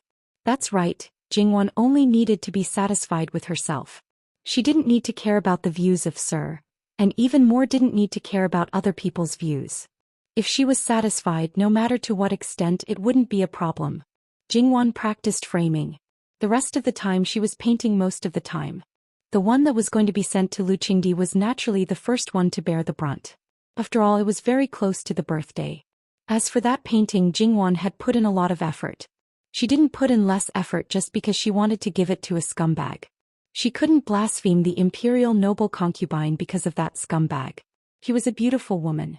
More importantly, she was her husband's birth mother. She was the one who gave her husband life. Even if she didn't see a Yuan's birth and didn't participate in his growth, Jingwon believed that her motherly love for a Yuan wasn't any less. Besides, the beginning of this painting was quite good. It was even beyond Jingwon's expectations. There was no reason to deliberately ruin a good thing. Of course, with Li Hongyuan personally watching, Jingwon usually focused on painting for no more than half an hour at a time. But when she rested, it usually exceeded 2 hours. In addition, the flowers and plants in the residence also attracted a lot of Jingwon's attention. The days basically passed like this. It was inevitable that during this period some indescribable things would definitely happen. In the blink of an eye, the diplomatic mission of the former Wei arrived in the capital of Qiyuan. The momentum was quite fast. It could be said that almost the entire capital was alarmed. Of course, it was impossible for everyone to run over to watch. Even so, it was enough to make Lu Qingdi and many officials' faces turn black. As an envoy, how could they be so arrogant in other people's territory? How could they be good? However, the purpose of the former Wei was like this. The darker your face and the more unhappy you were, the happier they would be. To put it bluntly, it was a demonstration. If that was all, it would be fine. Unexpectedly, half of the entourage served the princess. Not to mention the imperial guards on both sides of the entourage, there were many carriages inside. The carriage in front was not normal. It was only made with a section of railing carved with lacquered gold. The top of the railing was round and the surrounding gauze curtains were scattered. It was not completely fixed. When the wind blew, the gauze curtains fluttered. It was originally hazy, but after the gauze curtains fluttered, the figure of the woman inside became clearer. Her clothes were not the usual clothes. From head to toe, simple but extremely elegant patterns were embroidered with gold threads. At the same time, there were many small pearls and gemstones. Her face was covered with a veil and only a pair of eyes could be seen. Those eyes were very lively and unforgettable, as if they could speak. The carriages behind her were also covered with a particularly fresh cloth, as if they were afraid that people would not know that those things belonged to a woman. There were also groups of beautiful maids walking leisurely on both sides of the carriage. Why did the former Wei dynasty raise a woman to such a high position? However, because the other side had more than one member of the royal family, Lu Qingdi also sent one more person. In addition to Li Hongming, the 10th Marquis also accompanied. However, everything had a priority. In this battle, the former Wei was led by their eldest prince, while the latter was led by Li Hongming. They exchanged pleasantries, probed and feigned civility with each other. Could be said that it was quite exciting. It was the first time they had met, but both of them felt like they had met their match. Unexpectedly, their smiles became more and more sincere. Previously, the Grand Prince of Wei had proposed to pay a visit to Emperor Lu Qingdi and had fulfilled the etiquette. Li Hongming had also said that the envoys were fatigued from the long journey and were covered in dust. It wouldn't be too late to meet them after a short rest. One side insisted on meeting, the other side insisted on not meeting. The situation seemed to be in a stalemate. Eldest imperial brother. The woman's voice was as pleasant as an oriole's. She walked over leisurely with several maids. Her clothes were very soft. When the wind blew gently, the hem of her skirt swayed in a large arc. She did not feel frivolous. Instead, she felt like a floating immortal. What's wrong? The former Wei eldest prince chuckled and did not answer. Instead, he introduced them. This is the third prince of Qiyuan. He has been conferred the title of Prince Rui. This is my sister, the Empress's legitimate princess. Her title is Yiming. Greetings to Prince Rui. She squatted. Her eyes were full of ripples and seemed to be smiling. Li Hongming's heart flashed with a strange color, but he did not show it on his face. Princess Yiming is too polite. The smile on his face was not more or less. He was very elegant and gentlemanly. In my opinion, the eldest prince does not need to refuse. We men do not care, but the princess has always been delicate. It is better for her to rest for a night. Imperial father is a benevolent and virtuous ruler. You will not think that the Wei messengers are rude. The former Wei never recognized this title given by outsiders. They all considered themselves as the Wei. When they gave some face, they would call them as they wished. Princess Yining's eyes seemed to be a little confused and a little helpless. The former Wei eldest prince still wanted to say something. In my opinion, it is settled. The post house has been tidied up. If there is anything inappropriate, just say it. Li Hongming took the initiative in a timely manner. In that case, it is better to accept deferentially than to decline courteously. He did not know whether it was because of Princess Yining or because he felt that it was meaningless to continue. After all, they were in someone else's territory. The former Wei eldest prince compromised and took a step back. In this way, everyone was happy. Li Hongming did not continue to follow them. He let the people of the Honglu Temple entertain them and went to the palace to report to Lu Qingdi. After the former Wei messengers entered the capital and arrived at the post house, Lu Qingdi already knew what happened.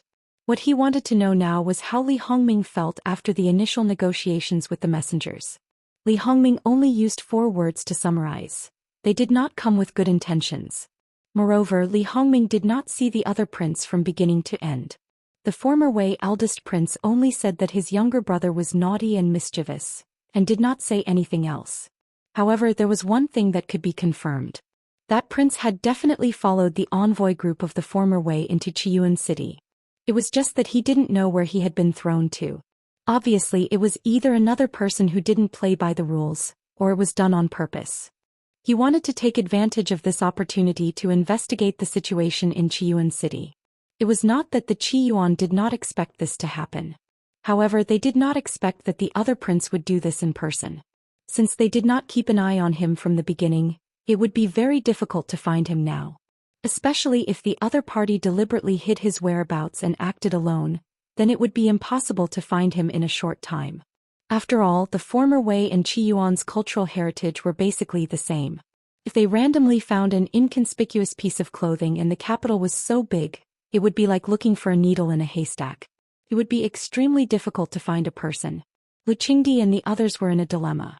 Although the former Wei prince could not find anything special in the capital even if he asked around, after all, the real secrets would not be spread among the people.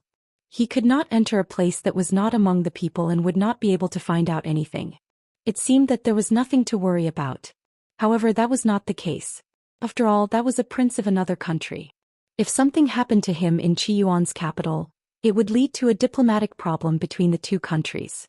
Therefore, people who didn't play by the rules were hated no matter where they went. Even so, they had to find him as soon as possible. Lu Qingdi rubbed his forehead and passed down the order to the city guards to find him. How could they find him if they did not know him? Not to mention Lu Qingdi, many court officials sneered. Looking for him was just for show. If something really happened, as long as he did not die, he deserved it. Who asked him to run around? There was something wrong with the Chiyuan people's character. How could they bully outsiders? Truly sorry, Chiyuan had always been a country of etiquette. Under normal circumstances they were warm and hospitable, but if someone provoked them first, the people of Chiyuan were also not pushovers and could be pinched as they pleased. Therefore, if something really happened, it was your own problem. As for the prince of the former way, he was indeed strolling around the capital. Compared to what he had expected, he was much more high profile. He had 4 guards with him and he himself was also quite eye-catching. His height was basically comparable to Li Hongyuan's. He had a pair of long legs and his eyes were slightly blue. It was obvious that he had the blood of a different race in his body. Comparatively speaking, Chiyuan capital was already very cold. 2 or 3 layers of clothes were considered normal. Those who had slightly weaker physiques were already wearing thin cotton clothes. However, this prince was clearly wearing a piece of clothing. The waist was tight, the collar was wide open, and a large area of strong chest muscles could be seen. Moreover, his entire person was filled with a kind of feeling of strength from head to toe. He did not feel cold at all. In addition to his good looks, he was naturally very eye-catching. Apparently, he was used to the feeling of being in the limelight. He did not feel uncomfortable at all as he walked. When he saw someone selling fruits, he took them and left. It was obvious that he was not an ordinary person. The peddler was afraid and wanted money again and again. After all, it was not easy for people like him to make a living. At this moment, the guard behind him threw a silver tael over. The peddler hurriedly caught the silver tael. It was obvious that the silver tael was worth at least 2 taels. To be honest, even if he sold all the fruits in his stall, it would not cost so much money. He was an honest person. He said bluntly that he could not give the silver tael. The guard sneered and looked at him with disdain. You don't have to give the silver tael. It's your reward. Then he followed his master and continued walking. Generally speaking, being able to sell it for money was naturally something to be happy about. However, the other party's attitude was as if the money was not for people but for bugs. That was an extreme insult to people. The peddler was also an upright person and was doing his part to earn money. One had to know that fruits were not easy to obtain in such weather. He had also put in a lot of effort to get these fruits. He also had a conscience and did not sell them for a particularly high price. Now that he was holding this piece of silver, his eyes turned red with anger. However, it was still a silver tael. He could not just throw it away. The peddler stood there for a while. The person next to him should be an acquaintance who understood his temper. He wanted to persuade him to let it go and not make things difficult for the silver tael. The peddler decisively asked someone to help him look after his stall, and then went to the nearest bank. It was not a big bank and it was not targeted at the upper class. Occasionally, the commoners would go to exchange money, and they would be received politely. The peddler went in and asked to exchange the silver tael for copper coins. 1 tael for 1,000 copper coins. This was the normal way of exchange. However, when it came to the bank, 1 tael of silver was exchanged for 1,000 copper coins. If you wanted to exchange copper coins for silver, you would need at least 1,100 copper coins to exchange for 1 tael of silver. It was exactly 2 taels of silver in exchange for 2,000 copper coins. What went in was a small piece, but what came out was a big bag. The peddler returned to his stall and only took the few copper coins that he deserved.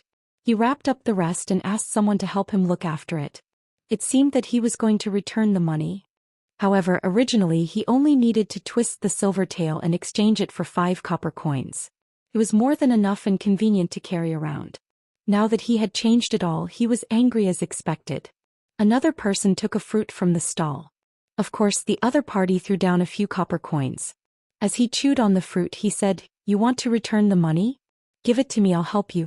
All right, stop looking at me suspiciously. Even if I don't have money, I won't take this little bit of money from you. I just don't like some people. As he spoke, he pulled a person over. He's my family's guard. I'll give him to you. When I return the money, I'll come back to get him. The fruit had already been finished. He threw away the core in his hand, grabbed the bag of money, and quickly went in the direction that a certain prince had left. Since he was so ostentatious, he was not afraid that he would not be able to find him. "Young master, wait." One of the guards who followed him was asked to leave and the others followed him. The peddler was also shocked by this development. The guard who was left behind was much calmer. "It's fine. Continue to sell your things. I guarantee that this matter has nothing to do with you. You guys, Our young master is from General He's residence. He's from the Northeast Army. I don't know if you know. I know. The peddler hurriedly nodded. He was even a little excited. Although the Northeast Army was not particularly famous, this peddler happened to have a biological brother in the Northeast Army. Therefore he knew more about the Northeast Army than the average person. When he heard that he was General He's young master, his feelings naturally rose. The entire He family was stationed in the northeast of Qiyuan. This year General He brought his family back to the capital. When he left he only took one son with him. In the entire capital this was considered a big matter. There were quite a lot of people who knew about it. The peddler stretched his head to look at He Hai's consciousness, but the other party had already disappeared. The guard's expression of reverence towards the peddler twitched. If he knew what kind of nature their young master had, he probably would not be like this. Even if he did not hide, he would not be too far off from Gui Jianchou. That brother, you should hurry and follow them. The other party is not to be trifled with. If there's a conflict, what if the young master suffers? It's fine. The young master won't suffer. However, when he thought about it, the other party's guard carried a knife with him. The style of the knife was different from the ones in Qiyuan. It was impossible for them not to know that the young master did not care about the outside world and only wanted to find someone to fight. Especially when the He family's women and children would be living in the capital in the future. If they wanted to gain a foothold in the capital, they naturally had to have a thorough understanding of the capital's affairs. Otherwise, if they fell, they would not know which immortal they had bumped into. Therefore, the old madam and madam had repeatedly warned them to pay attention to whatever happened recently. In Qiyuan, if one saw a guard who could carry a blade, they would definitely be part of the imperial family, and the type with a very high status. There was no need to talk about those in the imperial palace. Outside, it would definitely be the various imperial residences. However, those who did not belong to Qiyuan, but had similar treatment, their identities were very easy to guess. To be honest, these former military men would naturally hold reverence towards the people of their own country's royal family. But for the people of other countries it was not the same. As long as you were the one who stirred up trouble first, then sorry, no matter if you were a prince or a prince, they would dare to beat you up first. Not to mention the former way, they were definitely the archenemy of Qiyuan. Therefore, even if they knew that their young master might go against the other party, they did not have the intention to stop it. He Hai's consciousness was a tyrant in the northeastern border town. However, he was selective about who he wanted to bully. He would not bully ordinary people. According to him, it was meaningless to bully those who could not fight back. It would be satisfying if both parties could fight. Therefore, it was one thing for He Hai to dislike the people of the former way. More importantly, he was itching for a fight. In his opinion, that person just now might be a good opponent. If He Hai had the opportunity to fight with Li Hongyuan, he should not be itching for a fight. However, these few days the gates of Jin Qinhuang Fu were closed to him. During this period of time, Jin Qinhuang did not want to pay attention to him. He even became a little bored. Grandmother and his mother repeatedly warned him not to cause trouble. Only God knew how boring it was for him to bring people out for a stroll. Finally, he encountered a problem, and it was the kind that he had a reason to look for. How could he let it go? The He family's creed was not to take the initiative to cause trouble. Their duty was to protect the country, and bullying the weak was something they could not do. However, if someone bullied them, the He family would definitely not be afraid. When facing their enemies, they would definitely not show any mercy. He Hai may not know about the matter of the former way entering the capital of Qiyuan, but he had an absolute understanding of weapons. He may not be able to distinguish the other things, but based on that blade he knew that these people were from the former way. The peddler was weak and was one of their own. He was bullied by the enemy. As a He family member, what else could he say? Fight back. He Hai, who was itching for a fight, was simply too self-confident. Even if the peddler went to exchange for money, that group of people did not go too far. He Hai casually asked and quickly chased after them. He Hai directly stepped forward to block the way with an arrogant look. I say, brother, a fruit does not cost that much money. You think you have a lot of money, but we Qiyuan are more particular about how much money we have.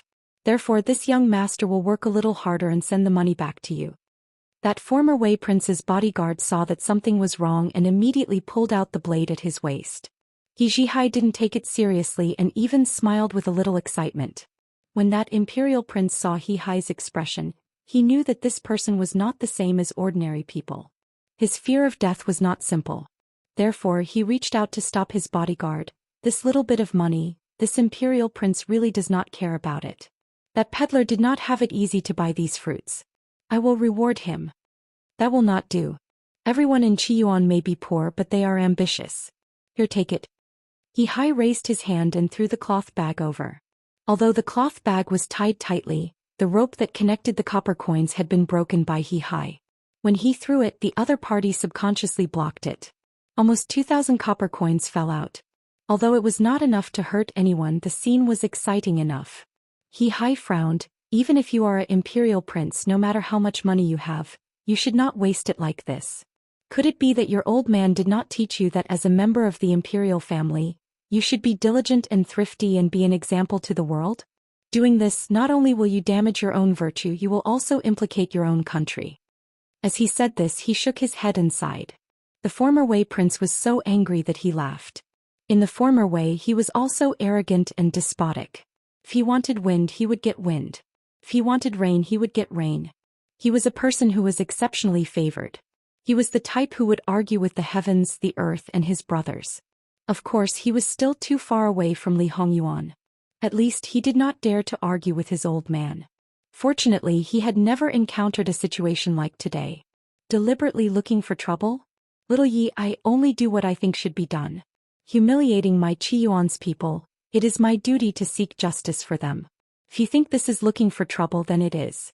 Little tyrant, he actually had a time when he spoke such high-sounding words. Was this a talent that he originally knew? In the past there was no need for him to speak, so he did not speak. Or was it the result of Jin Qinhuang's teaching? It was debatable. Since that was the case, then what else was there to say? Just directly fight. In any case, both of them were masters who used their fists to solve problems. In that instant, it was as if the heavenly lightning had ignited the earthly fire. All of a sudden there was an explosion. Since the masters had already started to fight, there was no need to say anything about the people below. Naturally, they also started to fight.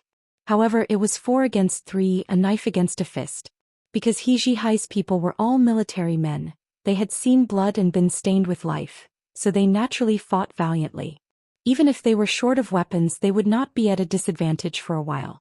However, they stayed in the He family as guards because their bodies were injured. After a long time, they would definitely not be able to hold on. However, at this moment they simply did not care. When the former Wei prince fought in his own territory, he had never lost.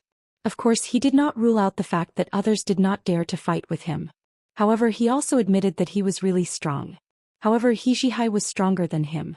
Moreover, when facing the Qinhuang of Chiyuan, his own father and brothers, he would not show any mercy. Now he was even more impolite.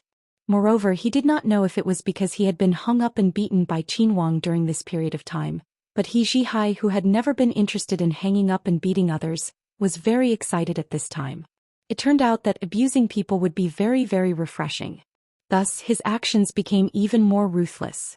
The former Wei prince probably did not expect this situation. Even if his strength was not good enough, the other party should have shown mercy. He had just entered the capital of Chiyuan and dared to beat him to death. Was he not afraid of causing a dispute between the two countries? Therefore, he could only consider himself unlucky to have met a lunatic like He Jihai. He Jihai's 4th guard arrived late and saw the scene of real fire. Speaking of which, he was a very rational person. With a young master like He Jihai, if there was no rational person to suppress the situation, who knew what would happen? If they continued to fight, it might not be fatal. However, the other party's status was honorable. Although his young master was the son of a general, he himself was a commoner. There was a great disparity in status. No matter who was right or wrong, in the end his young master would definitely suffer. Therefore, he needed someone to suppress the situation and protect his young master. That you're tuning in to the Romantic Tales YouTube channel. Don't forget to subscribe and join us on this journey to catch the most captivating stories.